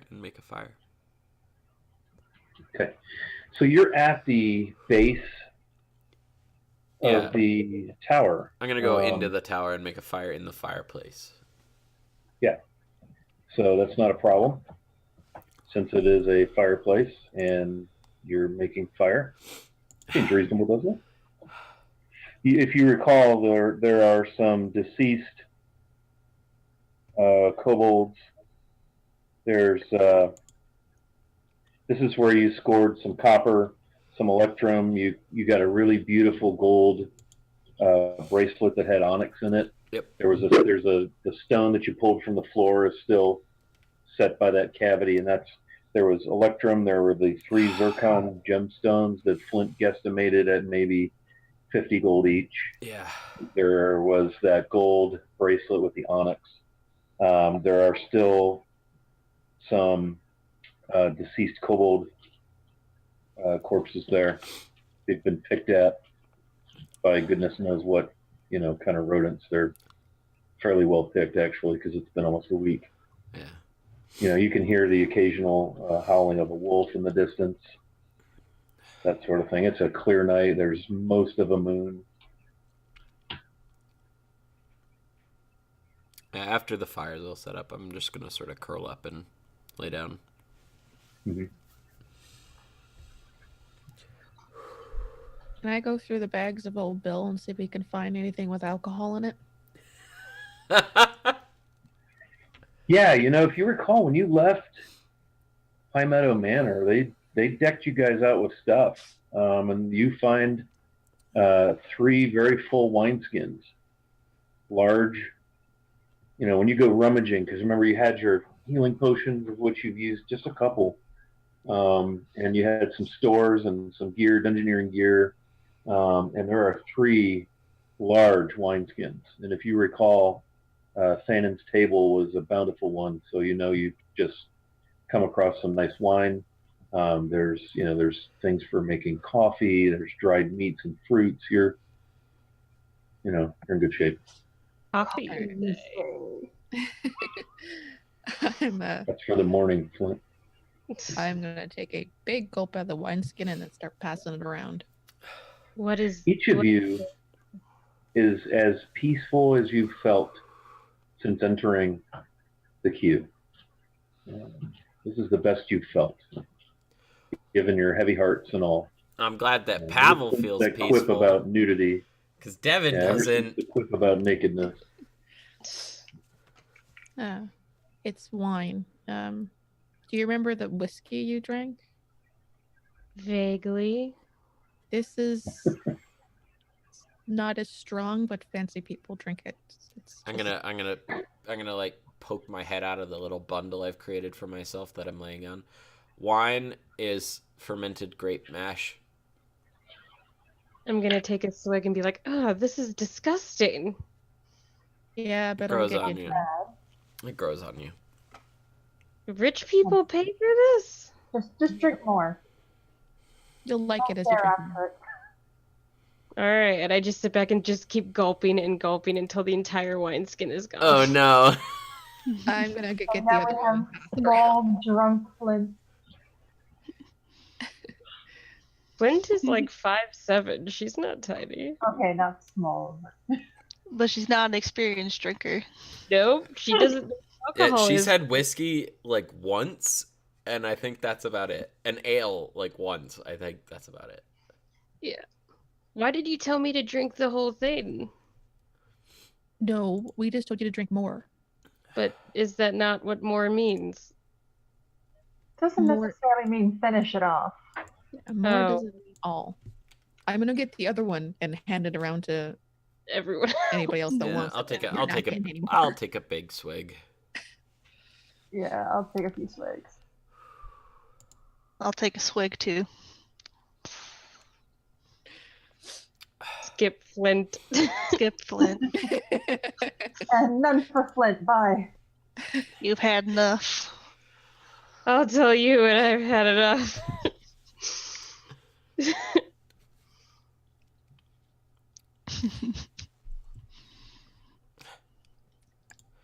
I think we should all just sleep, if whenever you guys want. Yeah. Sonia will keep Before watch. we do that, how about, because I'm curious. So I take my swig, and then I look at you all and say, so tell me about Stoneheart. What was he like? Tell me your stories. He was overly friendly. Hmm. He liked being naked. He Yeah, to like bathed in- to like a in the weird morning degree. naked. He liked being naked to like a weird degree. Yeah. He seemed a little crazy when we first met him. You know, the whole talking to himself, but talking to his dead wife. He really liked potatoes. He put them in everything and ate Loved them always. potatoes. Loved potatoes. He loves potatoes. And though he'd rather, try to invite a fucking enemy to a meal, he was killer in a fight. He's a fighter. Yeah. He was Crazy. he was amazing with his hands too. He could carve really intricate things.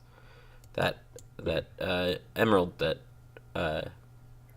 Flint put in his grave, he carved that. You know, I think the last thing I did was yell at him. Same. I think I did too. I don't know. I don't remember. It feels like a lifetime ago at this point. Yeah. And it's been what? A week? A lot has happened. A lot happens. You've gained a companion. Yes, you have. One that shockingly sounds fairly familiar to Stoneheart, now that I think about it.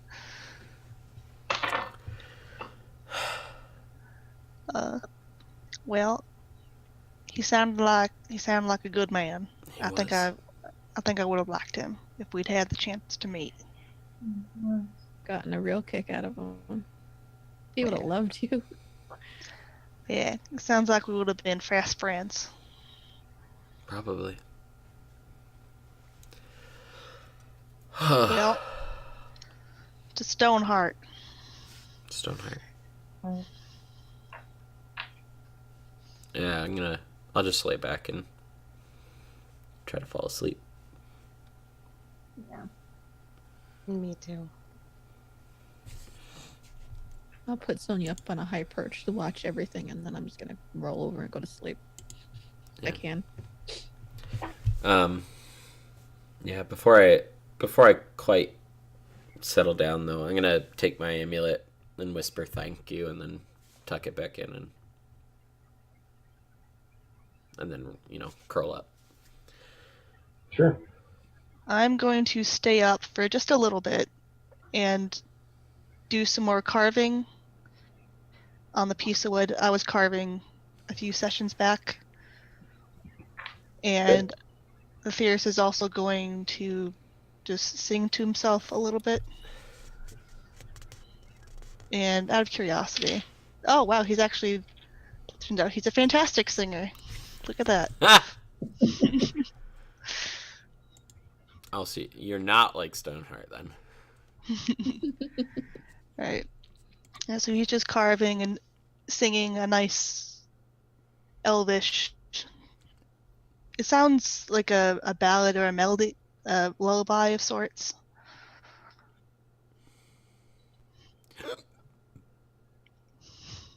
All right.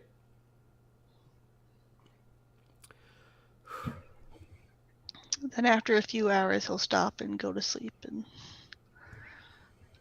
get rested. Okay. So everyone sleeps, Mm-hmm. and it is a fitful, peaceful night's sleep. The fresh air, you don't know what it is. The peace that's come across your hearts, you don't know. But you sleep as well as you've slept on this entire trip. It's quiet, there's no disturbance. And whoever's up first, it is fully daylight when you awaken. There's light pouring in the window of the chamber, the ground floor of the tower. I'd like to be up first and make breakfast Okay. for everybody. Okay. Flint's just gonna sit up and be like, "Why does my head hurt?" That's what's called a hangover. I'm gonna A say what? that wakes me up. It's when you drink too much alcohol. It makes your head hurt, makes your body hurt. Why does Why anyone usually drink someone it? else? They don't usually drink that much. Oh. I'm gonna take a bowl of whatever Lethyrus has made and start shoveling it down. I still don't like wine. Yeah. He's made some more pancakes and also some potato pancakes, like really thick, hearty ones. And on top of that, yeah, latkes. And on top of that, he's cooked up some of the more dried meat into a bacon-esque situation. Okay. Just basically a lot of carbs to help with the alcohol. So we're in a gain phase right now, not a cut phase. We're carb loading. Yeah. After I figured you could all use some comfort food, and Flint could probably use some starches, all things Stop considered. yelling. Why is everyone yelling? We're talking at a regular volume. I thought Flint could use some starches. I'm gonna sit next to her, and again in regular volume, I'm gonna say that's another fun effect of hangovers is it amplifies your sensitivity to light and sound. I could punch you right now. You could. It's not gonna help. Just eat something, it'll help. I just start shoveling food into my face, and then I run outside to go throw up. That's so fat. Oh. Yeah. So He Flint, when just you shakes come his head outside, you fondly. notice the sun is above the horizon. It's not mid-morning, but it's later than you would normally have slept. Yeah. As everyone's getting ready in the morning, I'll take out the gem, the Star of Ages, and I'll sit with it a while. At one point I'll say something along the lines of, "I hope you were worth it." But while everyone's getting ready, I'll just sort of sit with it. Okay. I guess I'll pass food around to everybody, and I'll pass Sonia her own special portion. That's crow-sized or raven-sized because she's a raven. I'll talk to Sonia. Say, bow your thanks. I guess Sonia will just kind of and then start eating. Nice. Okay, so it's morning. Day 9 since you entered the queue. I think You're in the tower. once everyone's Yeah. once everyone seems ready, I'm gonna stand up and look around to Arndalath, I think. Yeah. I'm gonna pull out my hand-drawn map and show everybody, and I'm gonna put it in chat because I actually have a little hand-drawn map. Nice. And you with your newfound pub draw skills, eh? yeah, a little bit. It's not that great, but it's what Flint would draw. Yeah. Okay. So, see, we're right here in this center area. We have to get over here to this symbol right here that looks like an arrow. Okay. Nice. It's legible. Mm-hmm. What's that up there? The little diamond shape. That's home. That's Okay. the Fost Woods. You came a ways. Yeah, but if you see this little dotted trail here, it's a safe passage. Okay. It wasn't much of a ways. Well, no time like the present to start walking. Yeah. Westward. Through the Fostwood. Or the Gamboge. Mm-hmm. Give me a perception check for anybody who would like to. Sure. 18. Natural one. Ooh. Nice. Natural 20. 25. Oh, wait. hang Okay, on. so No, I'm good. Never mind. Pavel, I'm rested. Avaliel, and Lethiris, if you look toward the east, in the direction of the cairn, you can see faintly a green beam of light extending to the east from the cairn. To the east? Toward the east, yeah. The... Cairn is on the east side of the tower. Yep. So, and there's a kind of like a reflected beam of green. So it's pointing out towards the Rakers? Kind of east through the Flinty Hills. Okay. Yeah, into the Rakers. Yeah, it would be into the Rakers. The Rakers are east and northeast of where you are. Yeah. And this doesn't look natural, I'm going to guess. That's what you see. Well, it's the emerald? Probably just a reflection. I don't know. That's unusual. That's too... Flint, you're... Right now, you all are standing in front of the tower, so I just happened to, you kind of look over in that direction like, what's that green? Yeah, Flint, you're better with... Green. Flint, you're better with stone stuff and gems than I am. Are they supposed to refract and reflect light like that? Because that seems unusual. If it's polished enough like it was, I don't see why not. It was a pretty clear gem. I mean, how far are we talking this beam going? Yeah, it's not like a laser light beam, light show beam.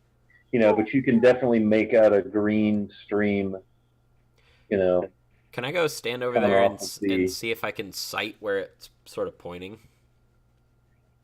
Yeah, it's going off into the woods. The to the east. It's literally, the cairn. Now that you're over there, the cairn faces east, and that thing is like a green beacon Okay. in the gray stone, and it's, Flint. I assume you go over there. Everybody goes over there to look at that. Yeah. And you can tell easily. You can see the light going deeply into the emerald.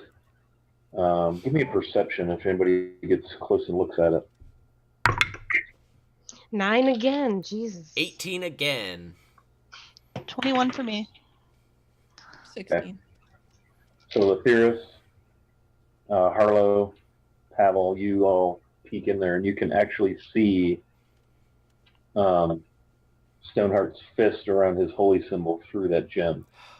And it looks like the sunlight is just reflecting back off of the rising sun.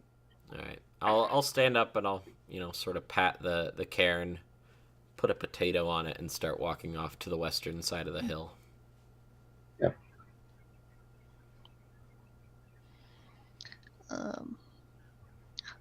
I'm gonna take a little chunk of potato and bury it in the dirt next to the cairn. So we'll have a potato plant. Just like you wanted.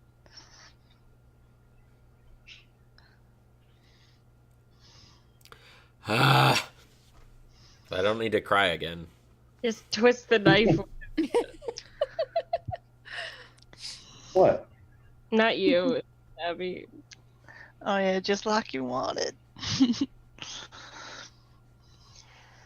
Okay, so you're making toward the west. Yep. Mm-hmm. And you can see you're probably 8 miles, you can tell, to the eaves of the Gamboge, the darkness of the Gamboge forest. If you look due south, it's miles of scrubby, hilly, stony, rocky, canyony ground that you covered. You came from the southeast, but definitely, to the east and northeast, it's up into the mountains. And to the west and a bit to the southwest, it's the eaves of the dark, foresty-looking forest. And if you recall from travel, you can basically nail down probably between 4 and 5 hexes a day. Yeah. Each hex is about 5 miles. You can go about 24 miles a day. So we'll just say 5 hexes a day would be normal speed. If you decide you need to go into stealth mode or something, that would slow down. And you could certainly do 30 a day, 6 hexes a day, if you wanted to go very quickly. Yep. I'd say standard pace. We don't want to push ourselves. Yeah. Mm-hmm. So you would reach, and it looks like, looking at your map, you would kind of go through the forest, hop back down into the Flinty Hills, and then kind of head west. At some point you would probably want to pop out of the forest. You're not sure. Again, in Arndulant is right where the forest and the Flinty Hills and the grasslands of Nyrond all meet. That hex right there, where Flint is indicated. We should hug the edge of the forest. Only go in, further if we need to. Hunt for food. Yeah, you could go about 8 miles west and then go straight down south along the edge of the forest and just follow the forest down. It'd be probably a little easier to navigate that way too. Oh, so I mean, forest easy to get through. Well, I know you and I have spent some time in the forest, but I know Harlow, for example, hasn't. I don't know, Layala. You lived on islands, right? For the most part, yeah. And Lathyrus might have some woods experience, living on a farm. Yeah, I do, but it was mostly swamp area, to be honest with you. It'll probably be better for old Bill if we stay out of such a rougher terrain. Yeah. Yeah. So, skirt, stay to the edge of the forest, but Okay. don't go too far into the Flinty Hills either, right? Yeah. Okay. So I would say by lunchtime you could easily reach the eastern edge of the Gamboge Forest uneventfully. Okay. What I'm going to have you do you've got probably 3 to 4 days travel straight through to Arndulands ahead of you. So what I'm going to have you do is we're going to try a little different way of RP here. For this period of time, until we get to the forest eaves, I'm going to ask one of you, and you can choose who wants to do this, to tell the story of what happens on the way to the edge of the Gamboge. So you're going to literally tell the story of your travel as we go. Flint should do this. Flint. Anybody care? Yeah, Flint can do it. Flint, I feel like you're being voted. I guess, but I don't freaking know why. I said it because Kayla said it. Thanks, You're going to Kayla. tell the story of what happens between now and the time you reach the eaves of the Gamboge Forest, which would put you, late lunchtime, maybe 1 o'clock, give or take. Well, it was tedious at first, but something happened along the way. Something always happens. We were skirting the edge of the forest when there was a rustle, and Lethyrus swear he thought he saw something that was like a mythical creature that he'd heard of in stories that his ma told him. And he wanted to get a closer look, and he did. He went right into the bush where he got porcupined in the face. So, Lethyrus, pick up right there. We've reached the edge of the woods, and you've been attracted to a rustle, only to discover that something has quilled you in your snout. He rears back, and you hear him just screeching in this weird, high-pitched, garbling tongue. He's clutching his face and shaking it, and then it's like, and he turns to you and he slowly lowers his hands, and his face is covered in quills, and his eyes are like a little teary with pain. He's like, I don't. It was a porcupine. It wasn't what I thought it was. Oh dear. Oh man. So Lyala, I started. you know anything about how to get quills out of a person's face? I mean, aside from pulling them out. Stay still, big guy. I'm gonna help start ting, pulling these things out. A fun fact about porcupine quills is that they have barbs that go backwards to lock them in place in the skin, but they're also pretty hygienic because they're covered in a waxy-like substance, because porcupines are kind of stupid sometimes and quill themselves. So it's sort of like a sterilization technique that actually keeps it from getting infected. So really... So they have lots of holes, but they won't get infected. Huh, that's interesting. Ping! See, porcupines fall out of trees a lot and quill themselves. 15 quills that got buried in, whether it's and remember, you're talking about a minotaur, so this thing's got a big snout. I'm working on sort of the couple stuff went that's up the sides of his snout. Yeah, I'm working on the stuff that's on the side. Not so much the very sensitive mucous membrane parts. I think I'll leave that to our cleric, who knows what she's doing, at least moderately. Five of the 15 are large quills. They're pretty good sized. Like the tail really got him good, and those are right in the meaty snout part. Thankfully, they didn't get in the nostrils that would be on a large steer. The other 10 are randomly around that, and they hurt, Lethyrus. I mean, they hurt, but they're not doing damage. Yeah. But you're pretty sure, Lyle, looking this over, that those 5, those are going to suck. So before you start pulling the quills, he's just gonna very resignedly sit down so he's at your height. and just wait. All right. Well, I'm like, close your eyes, and I'll count for you. Yeah. 1, and then I grab all 5 of them and pull them out. Okay. He almost So- punches you, but he stops. Aetherius, that hurts like a son of a gun. You got the watery, tingly eyeballs. You got flames coming out of your snout. You've taken 5 points of damage, 1 point from each quill. You're bleeding profusely. And you got zapped by a porcupine. And when you open your tear-filled, beautiful dark eyes, you see Flint standing there kind of like holding 5 barbed quills. And they're dripping blood, and there's little pieces of minotaur on a couple of the tips. Fun. Rose up. Look, I've had a porcupine fall on me from a tree, and not in a good spot, so I know how this sucks. Well, I'm a little embarrassed to say, but it's not the first time. But I've never had it in the face before.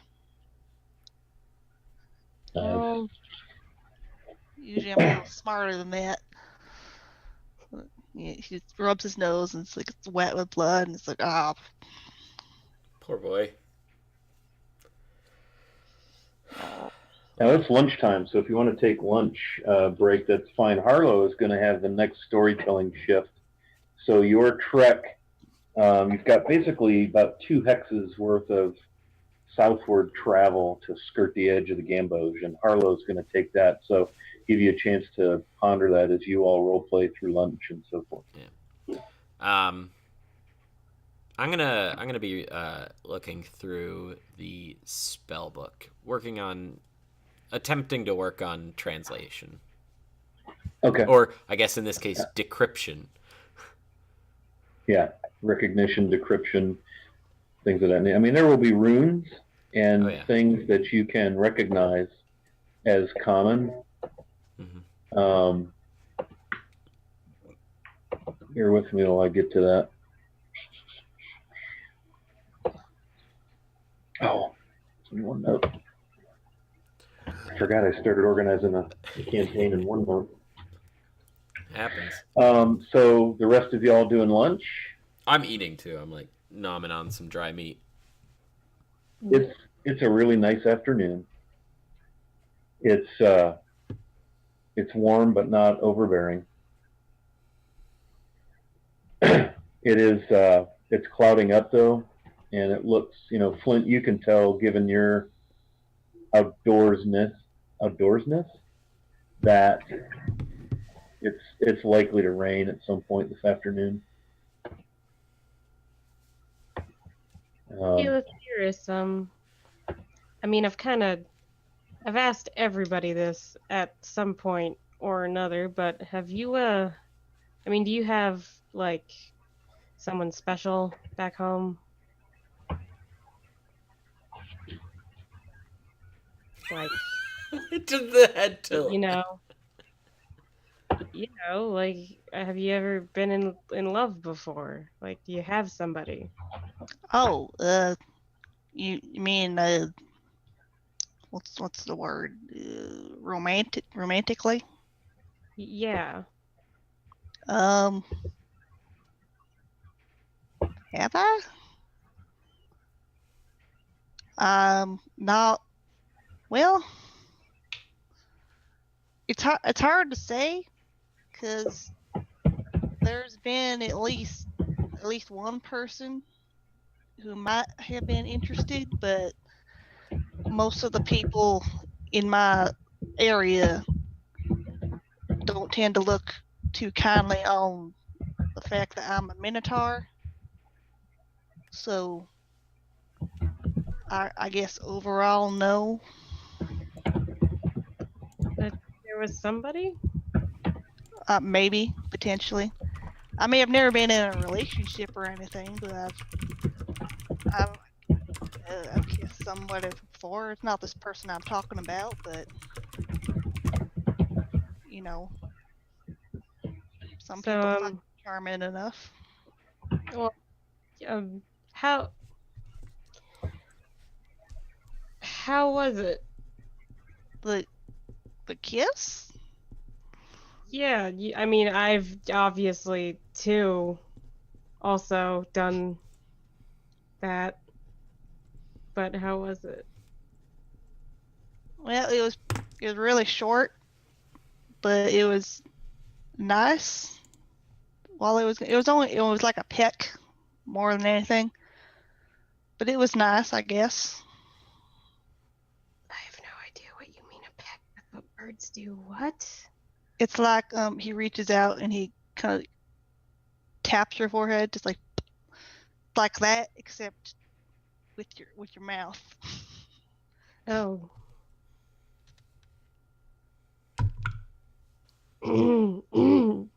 Yeah, I mean, first kisses so boring, right? Like, Yeah. happen to everybody. Also, I think honestly, now I think about it, they may have missed. I think they were aiming for some different part of my face, and they got my lips instead.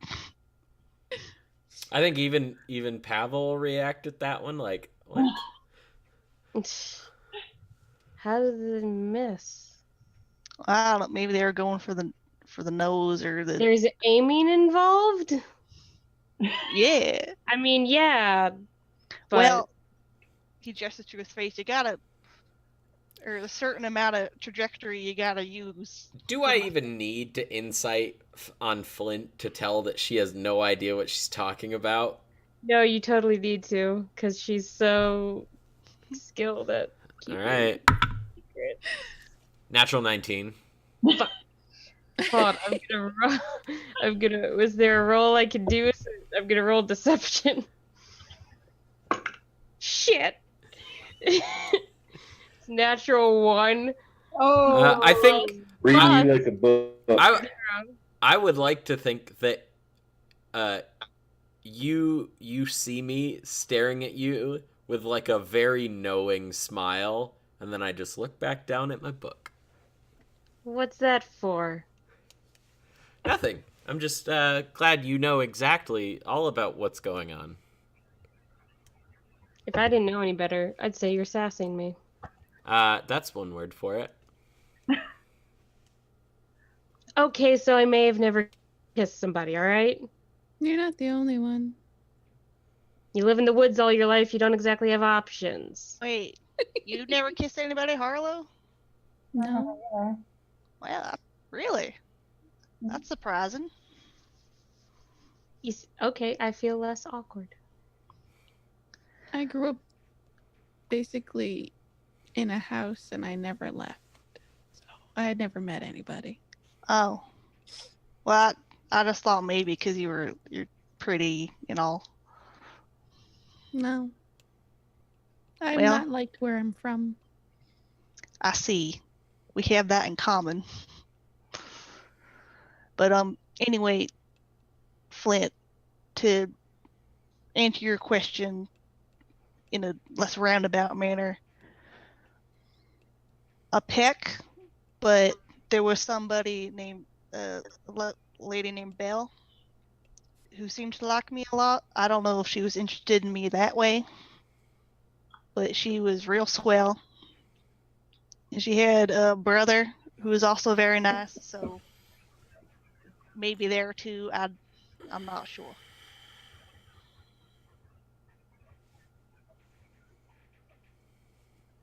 So we're all awkward as fuck, I guess. Yeah. yeah. Well, I don't know, Pavel, have you ever kissed anyone? Yeah. I mean, for a good portion of my life, I lived in a place where relationships were looked down on. But after that, I've never had what you might call like a long-standing relationship, like anyone I would have considered marrying. But yeah, I've had a few people. Well, that makes one of us. And like, I didn't leave my farm that much either. In fact, this is the farthest I've ever been. It's all very Well, exciting and I different. think that is where we all can agree on. I think not many of us are super well traveled. Yeah. What about you, Layala? You travel a lot. Do, but it doesn't exactly make it easy to, you know, meet people for anything meaningful. Hmm.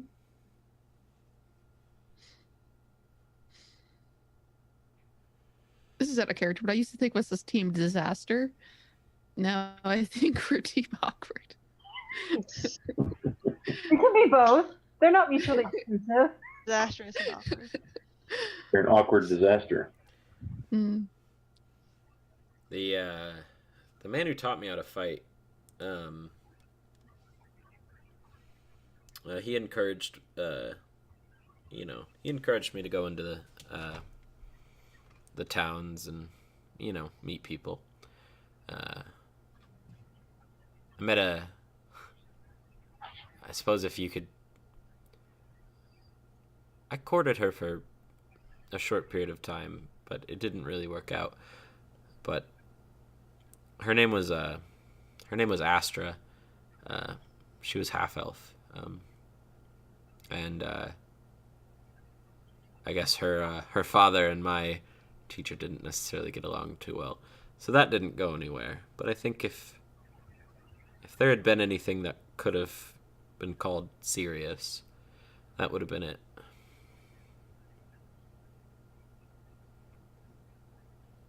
Nice. Was she nice? Terrific. She's a fantastic cook. She she was a very talented singer,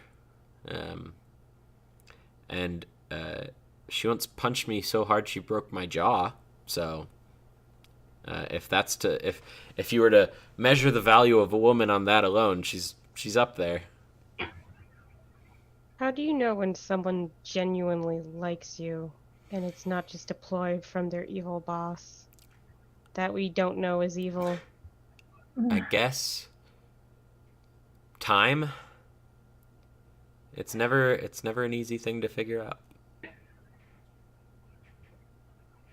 Not, of course, that I'm an expert, but Ask. so I think sometimes you can tell. I think sometimes people are very good at hiding their true intentions. Yeah. People are shitty. Well, not everyone, at least. Thank you. That gives me very much confidence for my life choices that I have been making thus far. Flint. Love is an exceptionally hard thing to deal with. No one really knows what to do with it. Everyone goes into it as blind as a human in a dark cave. We're all sort of muddling through, finding our way as we can. Any consolation, my before my parents got together, they met briefly before, I think, but their big wow moment was that my mama robbed my mom.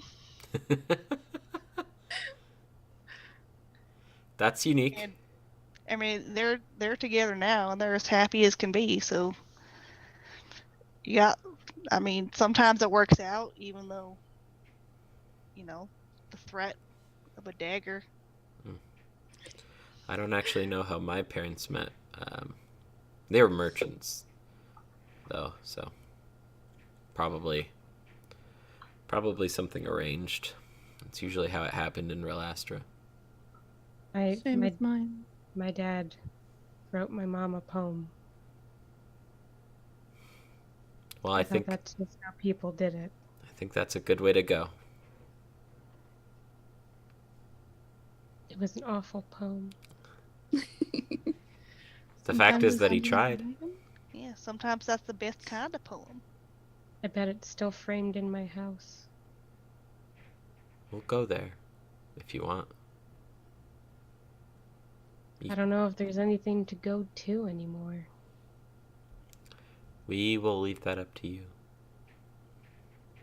Because, well, I mean, we're sort of taking it one day at a time anyway right now. If you think that it would be worth it, we'll go.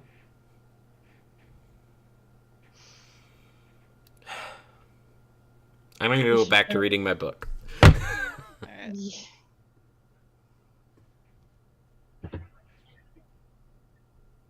So does that conclude your lunchtime discussion? Yep. That was interesting.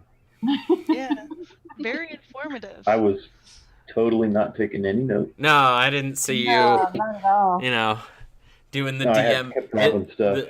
the DM shuffle, as I like to call it, where you're like, Yeah. writing down what the characters say. Yeah, very Totally, informative. I also thought Harlow would have kissed somebody. Nope. Carlos Just was golden teeth. shut. Well, that's fun. That's right. I Okay, don't know so any- you break lunch.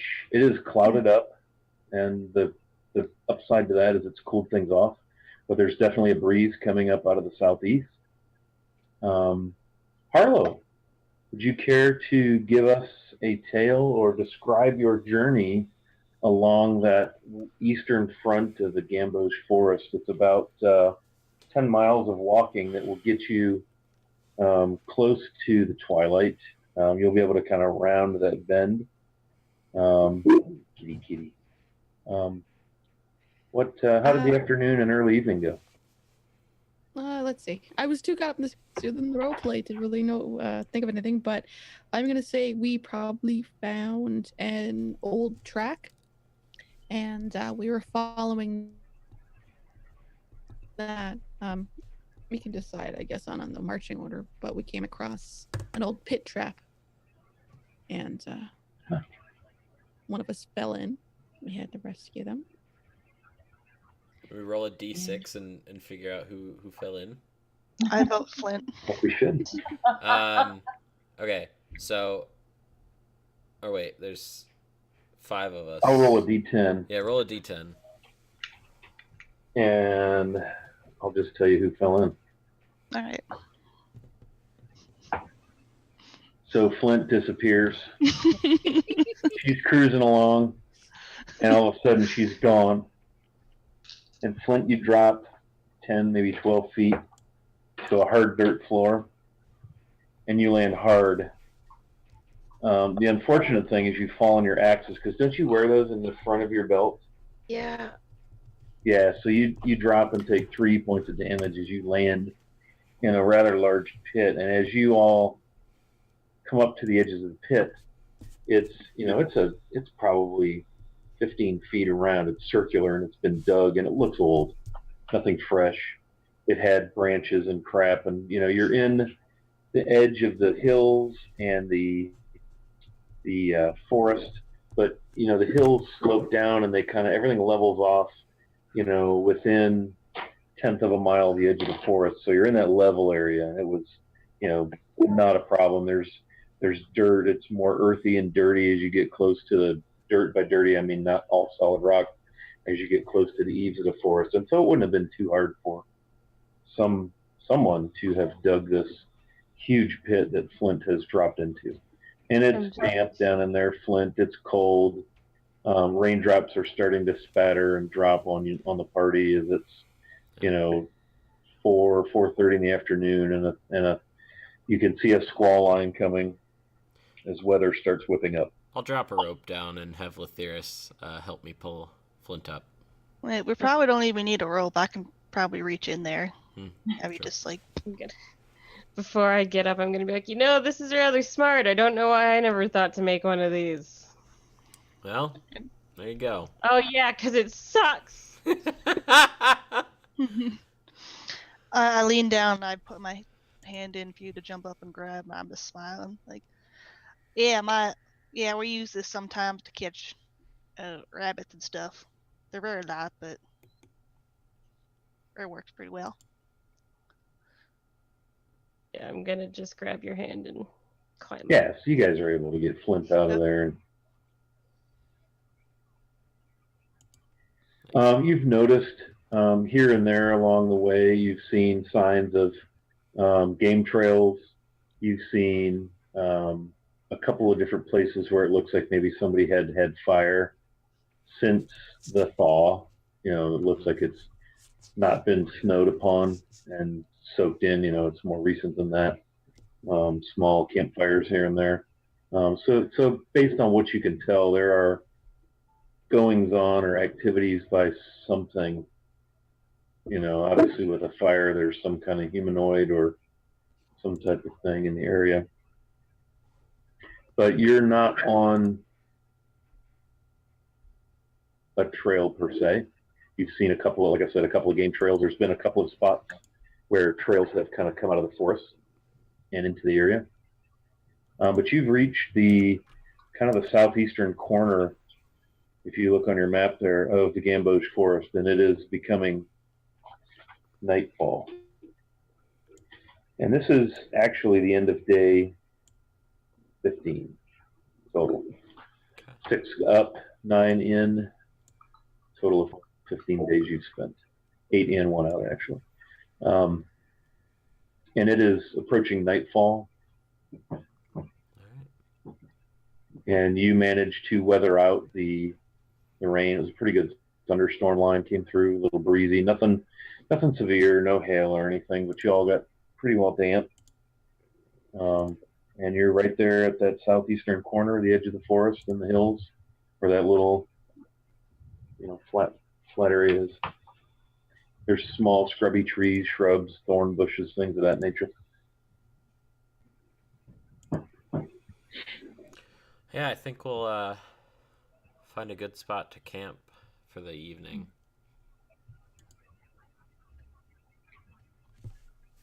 It wouldn't be hard to find high enough area where if it did rain again, you wouldn't be in a giant wet mess.